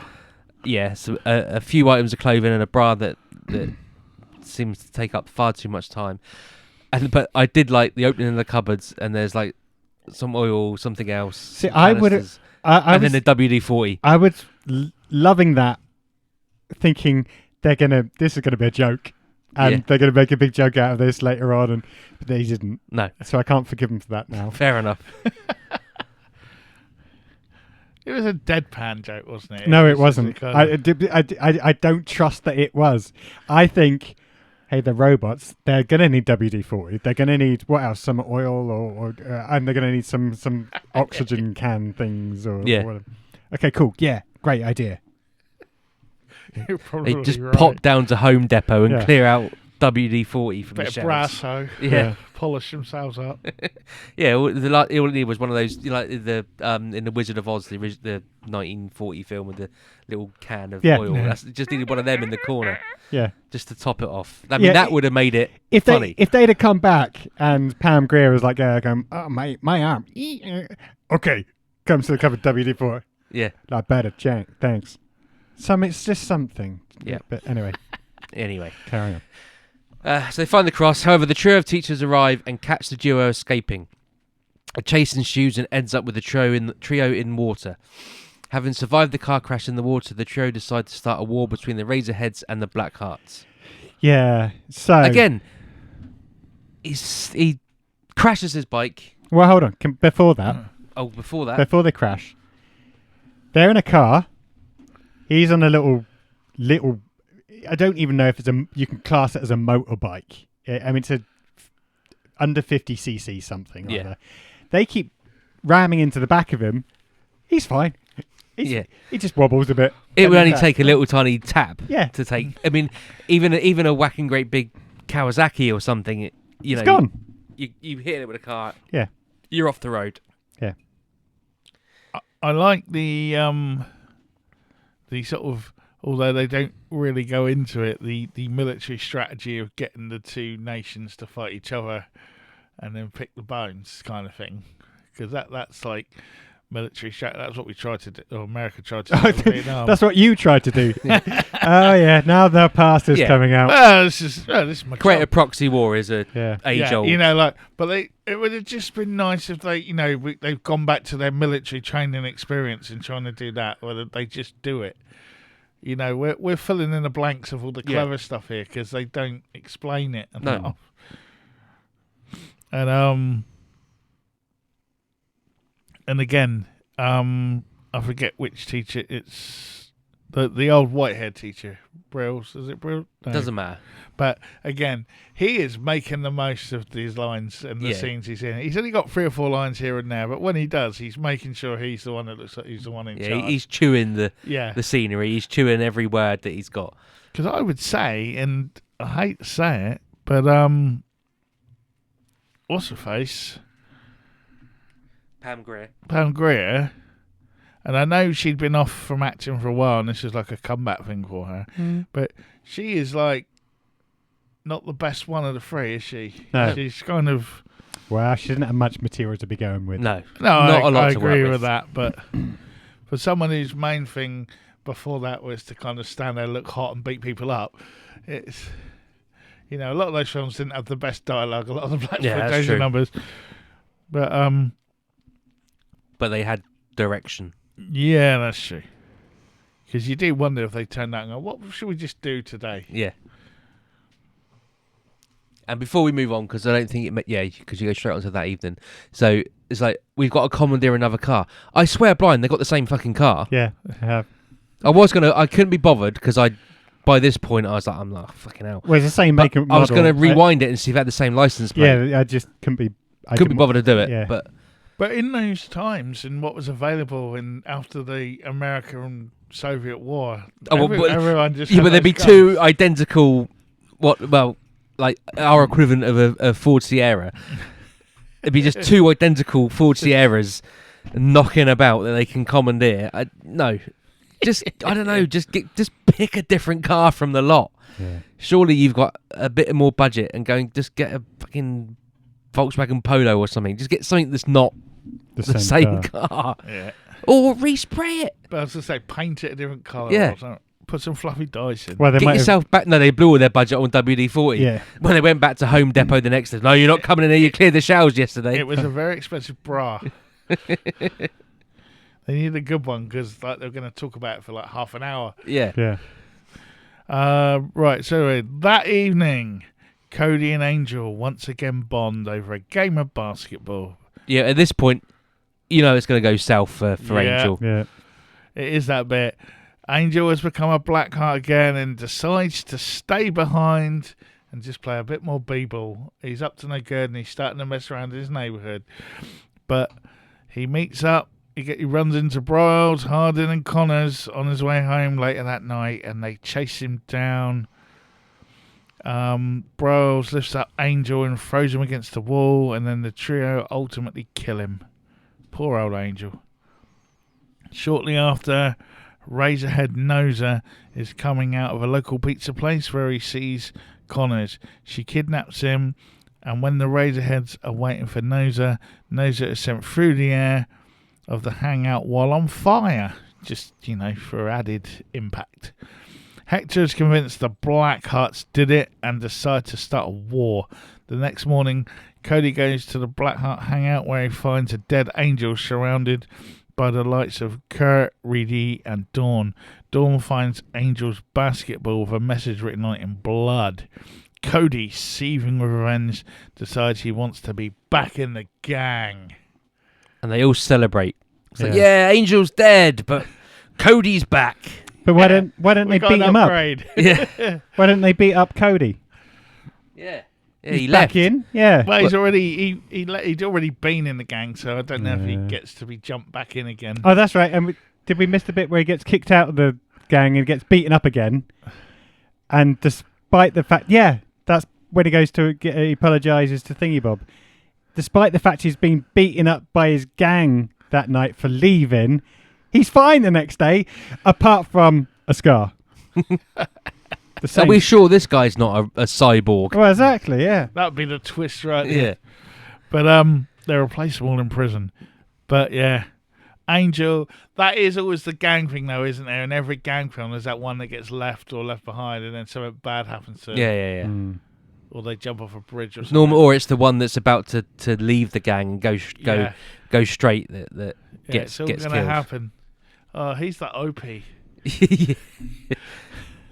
No, Opie sacrificed himself for the good of the gang. Yeah. That's pretty much all I can think of. Okay, fair enough. I go on. Oh, then. and the evil and the message on the bus. What was the mess? I forget. I see. Was it like? We did it! Ha ha! No, it was they had to go somewhere to fight. It was like the pier at dawn. Oh yeah, that's right. I can't remember now. Yeah, it was something like that. Yeah. It was, I never thought it was written in blood until it just looked like some sort of shit felt tip. But, yeah. Okay, blood it is. And poor old Noser gets killed, and don't want to make it even more. Let's set him on fire as well and chuck him in. For no reason. Yeah. Although we do find out later that is part of her weapon MO. set. Oh, yeah. Or MO. But at the time, it just seems a bit more extreme. Yeah, a bit over the top. Considering they just towed in one of them and then they're going to torch the other one. But sorry, you carry on. Okay. So that afternoon, a war ensues between the right, yeah. So a war ensues between the Razorheads and the Blackhearts. Now, these guys are supposed to be ruthless, hate each other. They sit there and they wait for each other to get set up. Yeah. It's like we're behind some crates and some oil drums. As soon as they arrive, open fire. No, they don't do that. They get themselves all set up. No, wait a minute. Let's let Cody get behind his bunker. Knobs, Jazzy and DJ Jazzy Jeff and Rocksteady. Get behind those oil drums. No, just start fucking opening fire as soon as they get out of their vehicles. They're kids, aren't they? You ready now, guys? Yeah, exactly. It's like the what's it called? Sorry, my mum said I gotta go in. Yeah, exactly. Anyway, so that afternoon, a war ensues between the Razorheads and the Blackhearts. However, Broyles, Hardin, and Connors intercept at various times, killing members from both gangs. Pause. Sorry. This to me is just it turns into Cannibal Run. It just turns into some stupid farce. It's just this big, there's this big fight going on, these two gangs and all these different rooms and things around the pier. And then in between, you've got three teachers tiptoeing between. It's like Scooby-Doo, where they come through that door down the corridor, then go across that one and that one. And no one notices them at all. Yeah. And they're like, they were here? Yeah, I didn't see them. They were stood right there. Well, they're too busy doing their stormtrooper firing where they can't actually hit anything. Oh, yeah. Sorry, Karen. That's all right. So when Cody and Reedy go inside an abandoned building to trap Hector, Hardin grabs Reedy through a wall and splits him in half with his bare hands. That was a good effect. Yeah. I liked that. That worked well because you actually saw the body just collapse. Yeah, that was good. That was well done. That reminded me of Street Trash. That was like that. It's that. Yeah. When Cody shoots at Hardin, he discovers he's not human. That night, Cody tries to tell the Blackhearts that Hardin was there and that he killed Reedy. Meanwhile, Langford has gotten wind of the situation and decides to have the program terminated. However, Dr. Forrest not only decides to not to terminate the program, but tells Langford that the teachers must kill the enemy. Browse grabs Langford by the throat and with brute force sticks his poison-tipped fingers in Langford's throat, killing him. Yeah, there's a shock. Yeah, that wasn't coming at all, was it? It was, yeah. But did anyone not think that the two most qualified actors in here did the worst bit out of anyone? I didn't mind Michael McDonald. McDowell. Right? Malcolm McDowell. Michael McDonald. McDonald. Fuck's Mike McDonald was the landlord in Only Fools and Horses. Yeah. And again, good special effects on the throat killing. Yep. It's just the way there's just the acting is. Do you think it's just a bit where they're both just staring into each other's eyes going, what happened to our career? Yeah. You were Clockwork Orange, you were Mike Hammer. Yeah. It's just like, how did this happen? Hector receives a call, apparently from Cody, in Terminator 2 style, saying he wants him one-on-one at the school entrance. Connor's kidnapping Christie pretends to be Hector and calls Cody with the same proposition. When Dawn wonders why Hector would meet him at the school, the Blackhearts are finally convinced that the teachers are responsible. That didn't make any sense to me why they would think that. No. Why would he want to go back to school? He doesn't like school. Must be the teachers. There you go. Not the bit that they saw them running around the thing on the Yeah, pier. not the bit that he believed that he shot him and he didn't die. Oh no, the fact that he wants to meet up at school, because school's is for losers. When Hector and Cody show up with both gangs, Cody attempts to tell Hector that it's not him he wants to kill. He tells Hector that the war with the teachers have started. To prove he is right, Cody shows Hector Sonny's bloody cross. The Razorheads and the Blackhearts kiss and make up and take on the teachers who are waiting for them in the school.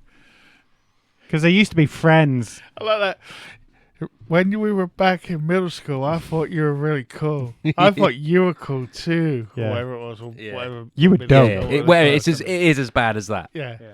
And it's like, and then they like high five and they ride into the sunset. Right. I have to be honest, by this point, I'd picked up my phone and was playing a game on my phone.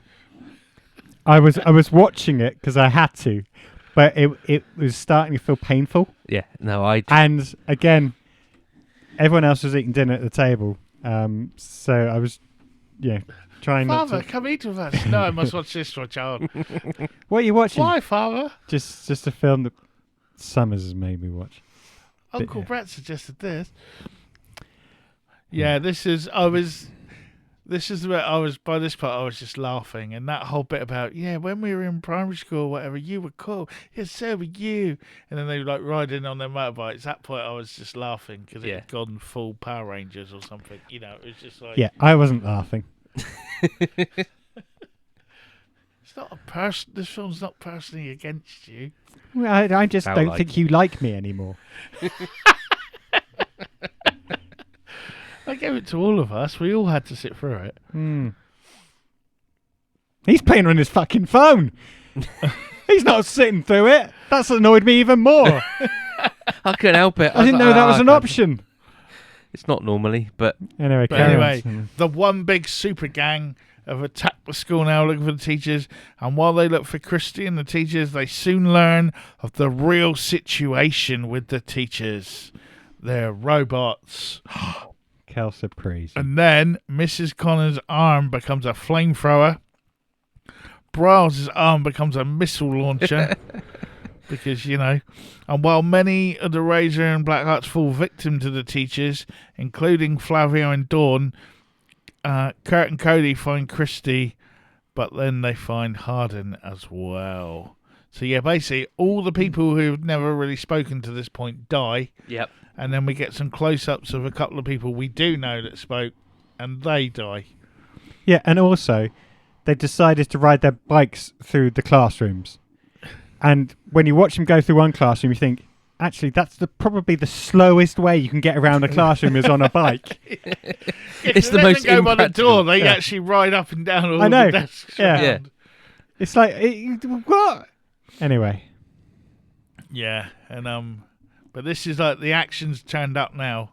She's got a flamethrower. Through fuck. The Those flamethrower, bits- I can take the flamethrower. But those bits are actually how it was done. The practical side of it were pretty cool. I thought. Except, so I can say I can take the flamethrower, but the missile launcher thing, right? So you see it, you see his arm, the skin, you Yeah. know, coming off his arm, and then suddenly the flamethrower is about 6 inches thicker than his arm ever the was. missile launcher, the missile launcher. missile yeah. launcher. Sorry.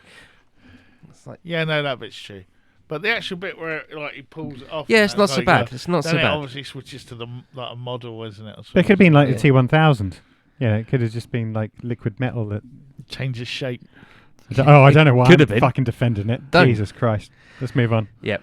They attempt to shoot down Hardin, but he's too powerful as he grabs Cody with one hand and grabs Kurt with the other hand, which has become a grip with a drill.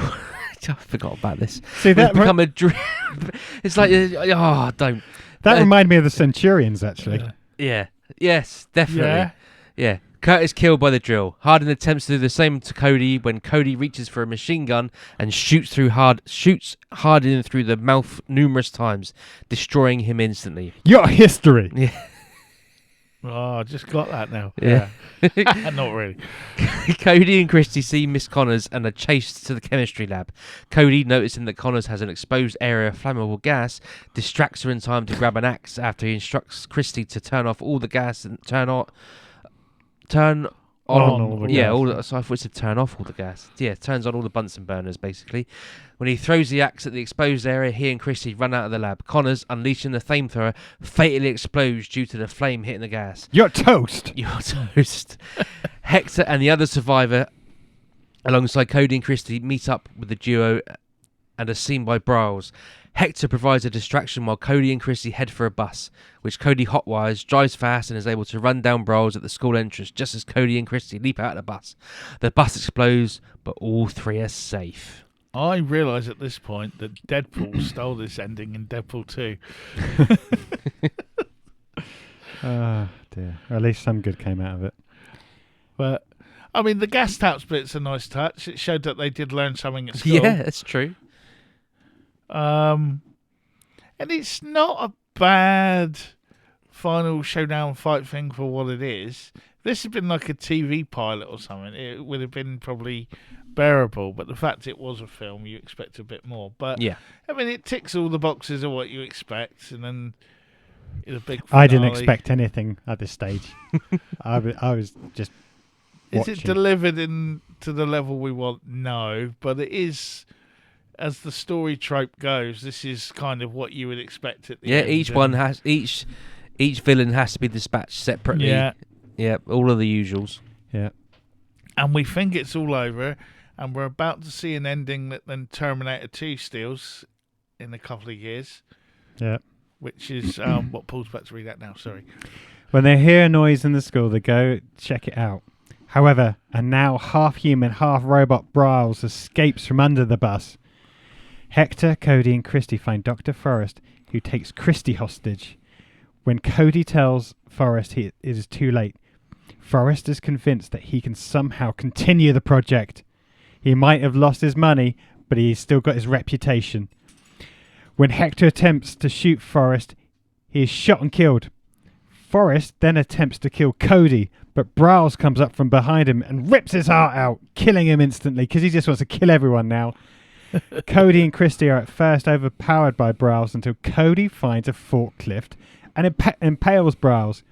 Christy grabs the nearest chain and puts it around his neck, with Cody using the forklift to lift the chain, cutting off Bryles' robotic head. Cody and Christy, the only survivors, walk out of the badly damaged school into safety. Hey, hey, hey, hey! To the- I really did expect him to go. Now instead we got Midua. Yeah, Yeah. Yeah. yeah. Opinion time. Damien. Oh, fuck off. I do not have. So the only good thing I can say about this is that for the time, and even then, to be fair, I'm giving it some slack because this is 89 to 90. Effects were improving by that point. Yeah. But I do have to say the visual effects, the practical effects in this are pretty damn good. But the acting is shocking. Yeah. The direction is appalling. Yeah. The plot, for what it is wafer thin. Yeah. I don't know if I've said it in this list already, but the direction is just appalling. Yeah. There's no feeling of the film sets up at the start. America's turned to shit. Basically, we've already had a war with the Soviets, and America's gone to shit. This is but there's no sense of expanse to this.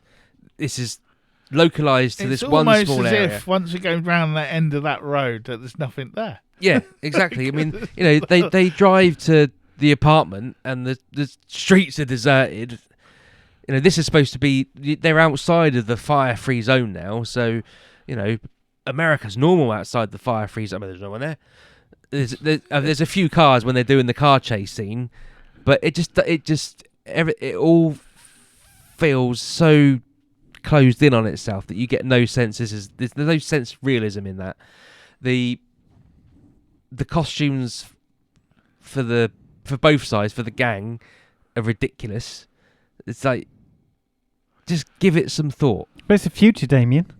Yeah, but so you think all they've done is they've kind of looked at one subset of a high school, of what kids wear in a high school, and kind of thought, what would happen next with those guys? Oh, they'd have some chains hanging off their jackets, some tattoos, and it's just everything about this film is shite,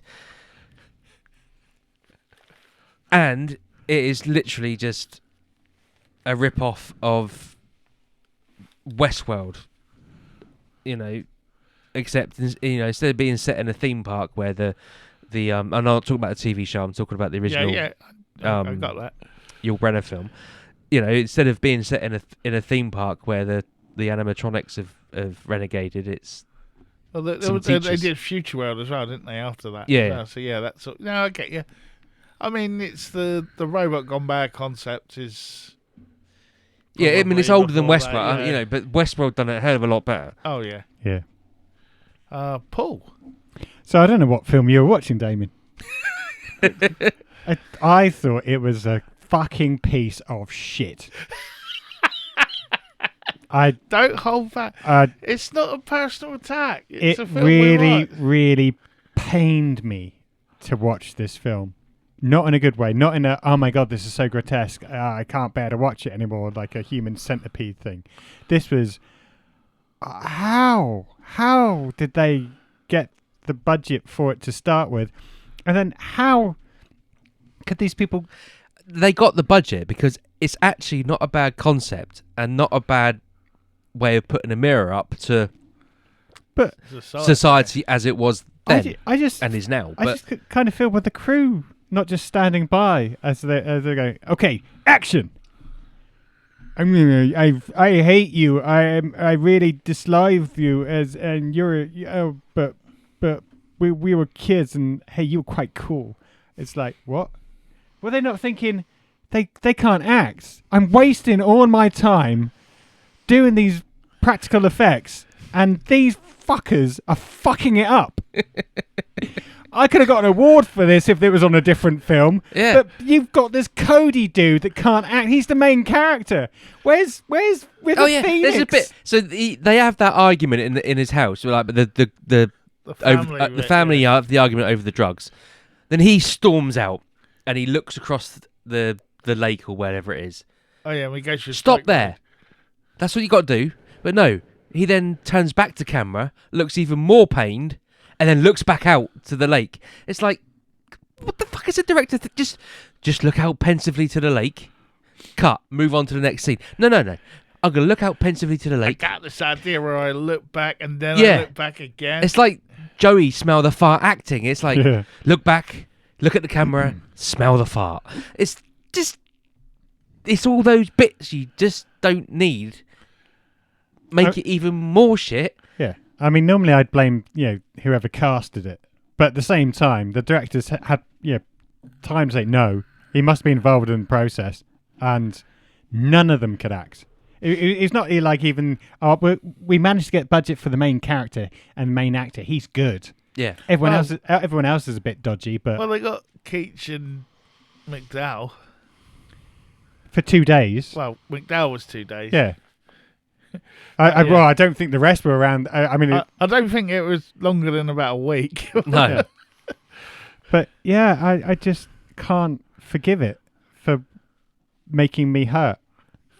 Well, that's okay. I genuinely, It pains you that it exists. I physically felt pain watching it. My head was trying to compute why this film is in existence. Yeah. Yeah. So I started watching it just before Sarah went to bed. And your brain was like, and the next fuck off, morning, I'm not she's doing like- this, I'm going to play on my phone. No, I didn't do that. I was like, I stuck with it for a bit. But then, like, the next day, Sarah's like, was that film as bad as it looked? It's like, fuck yes, it was. Yeah, so that was my take. No, fair enough. I mean, I agree with both of you. It's just one of those. I think it's one of those. It's a concept I don't think's been explored enough with regard, like, an almost a Stepford Teachers. Well, it's probably not allowed to anymore.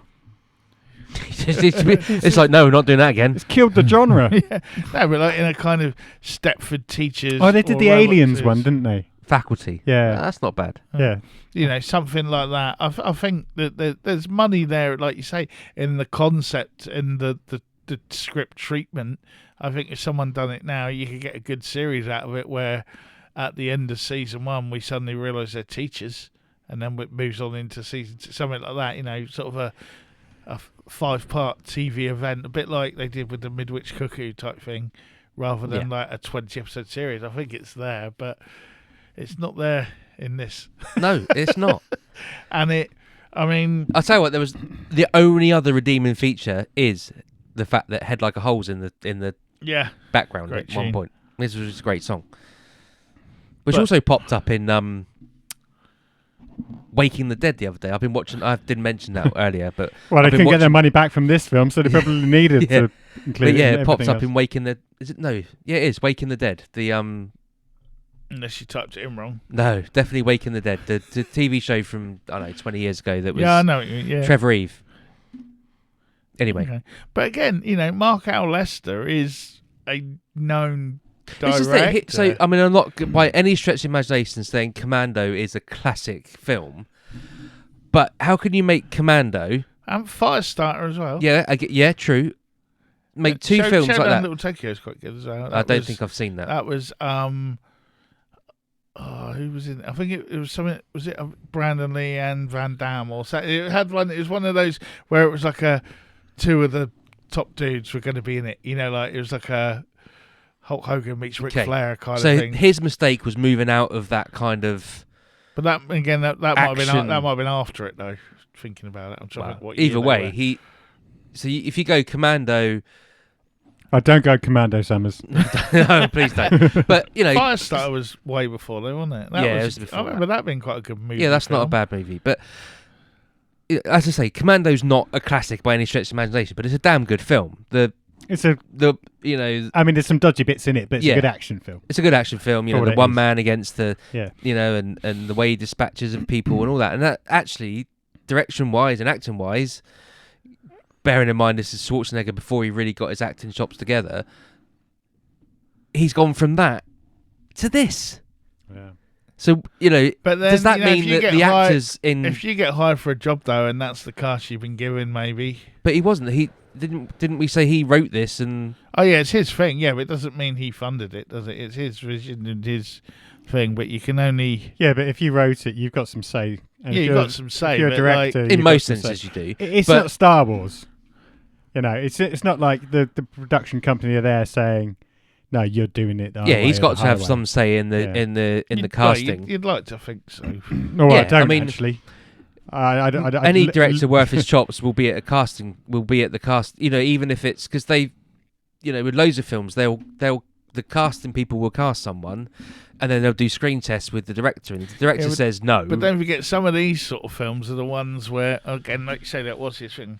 But some of these are the ones where you come in and it's like, oh, we've already done a week's shooting, but you need to take this over now. Or You're giving him too much credit. Yeah, Yeah, maybe. Yeah, you are. But what was it you were going to say about the budget? Because you went, no, I'll say that at the end. No, a lot. Sorry. You don't remember now. 'cause I said, I thought you were going to say that budget, actually a lot of the cult films that we've done make a little bit back. This lost 2.5 mil on the box office taking. Yeah.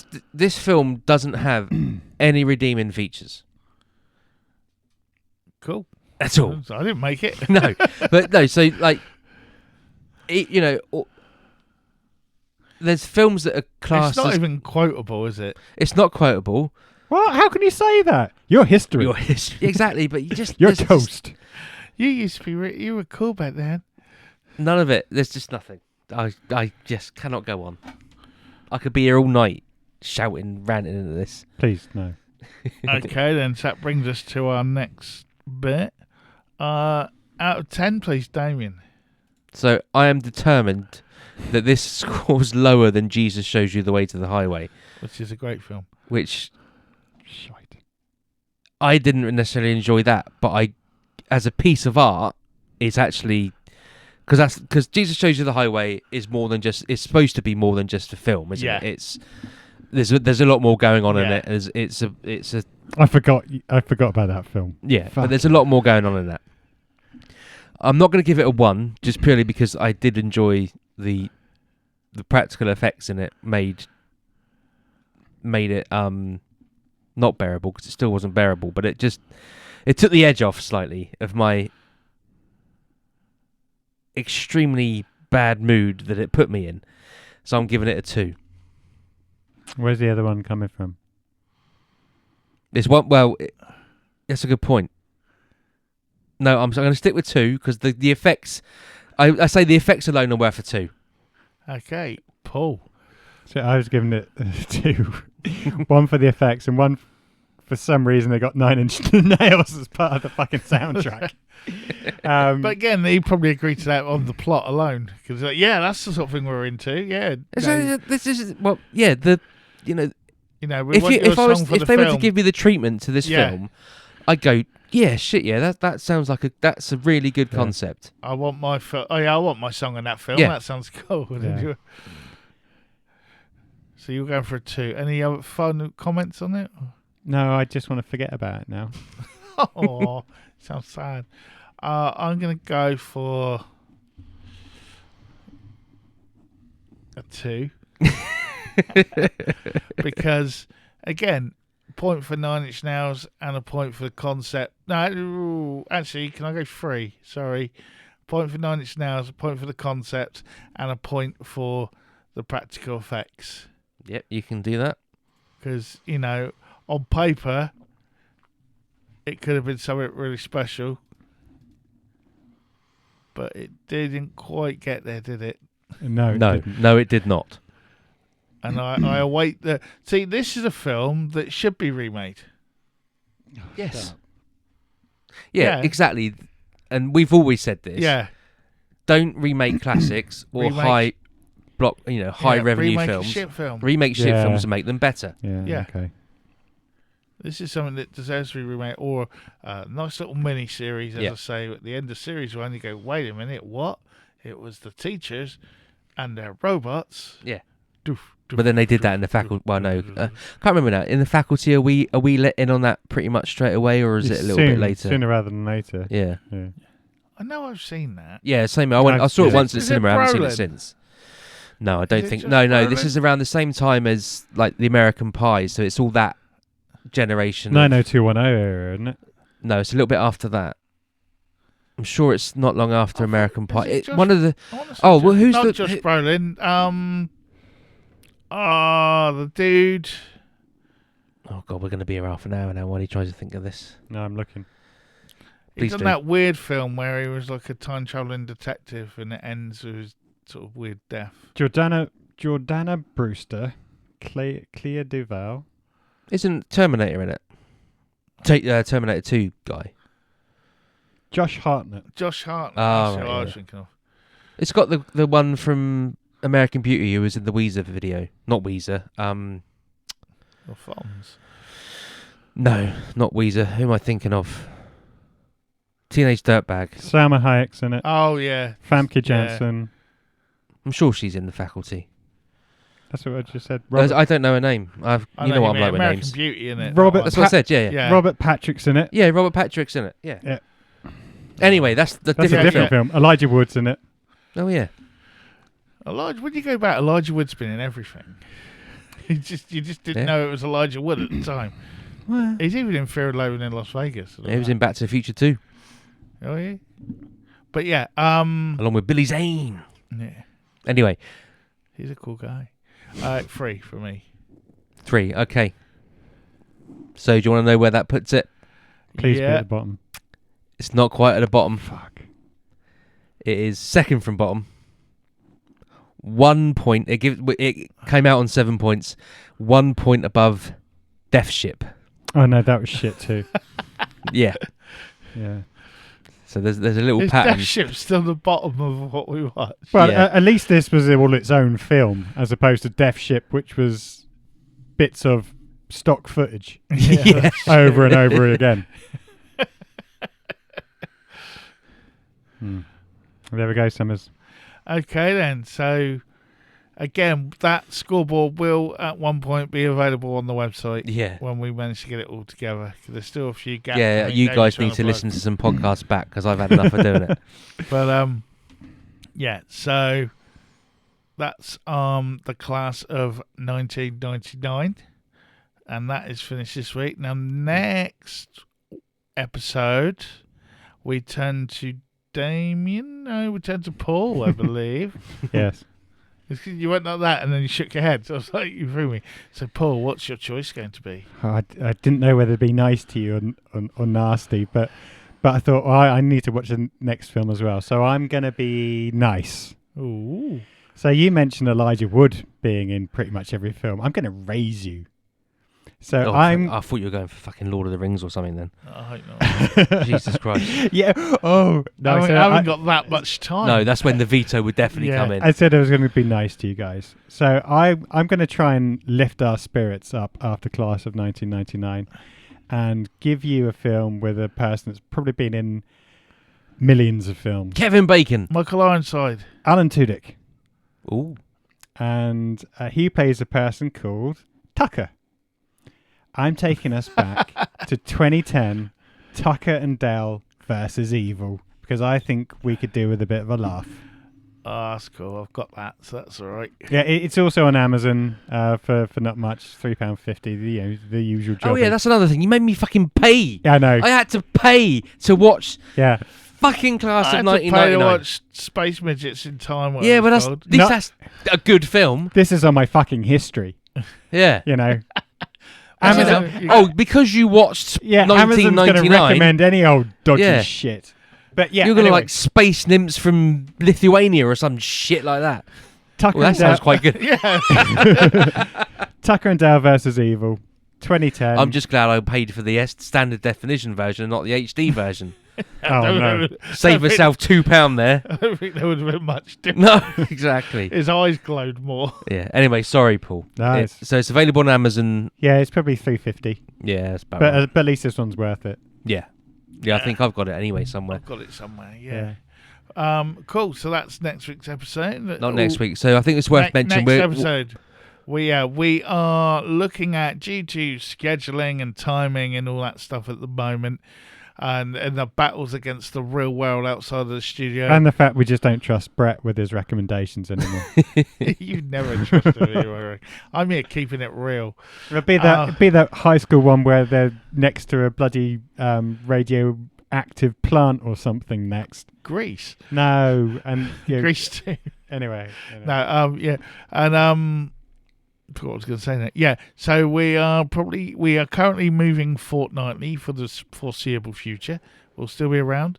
All the latest news and reviews are still available at our mothership, cultfaction.com. if you wish to contact us about the podcast and tell us how right or wrong we were about Class of 1999 or any other You tell us we're things, wrong, I'm looking for you. or you've got Yeah. any other suggestions, you can email us at cultfactionpodcast@mail.com or leave a comment under the bottom. remember And like and subscribe and other stuff, and keep an eye out and interact on our social media. We want to be more interactive with you guys. Interactive-y? Do we? Interactive-y. Yeah, it's a verb.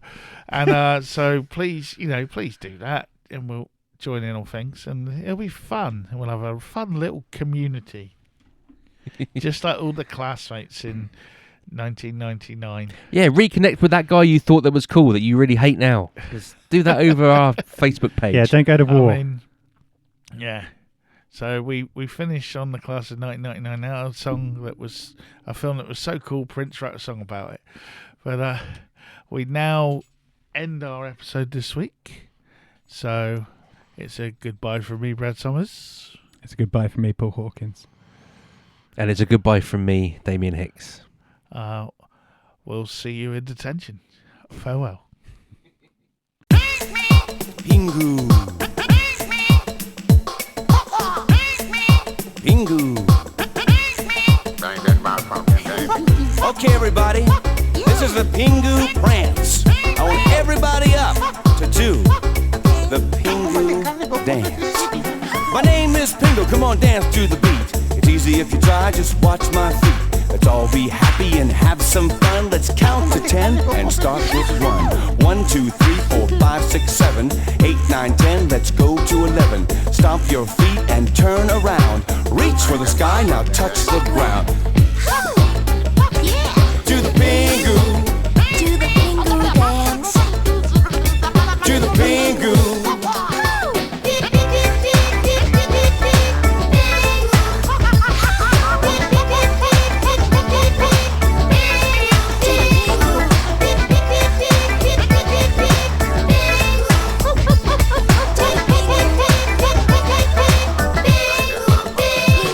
Now we may look different, but we're all the same. Just different bodies with different names. We all have mommies and we all have dads. Sometimes we're happy, sometimes we're sad. But if you smile and dance with me, you'll be happy, just wait and see. Stomp your feet and turn around. Reach for the sky, now touch the ground. To the Pingu. To the Pingu. Come on, kids. See the beep beep beep, see the beep beep beep. To the Pingu. Beep beep beep beep, beep beep beep beep. To the Pingu. Beep beep beep beep, beep beep beep beep. To the Pingu. Beep beep beep beep, beep beep beep beep. To the Pingu, Pingu. Okay, kids, come on and dance to the beat. It's easy if you try. Just watch my feet. Let's all be happy and have some fun. Let's count to 10 and start with 1. 1, 2, 3, 4, 5, 6, 7, 8, 9, 10. Let's go to 11. Stomp your feet and turn around. Reach for the sky and touch the ground. To the Pingu. To the Pingu.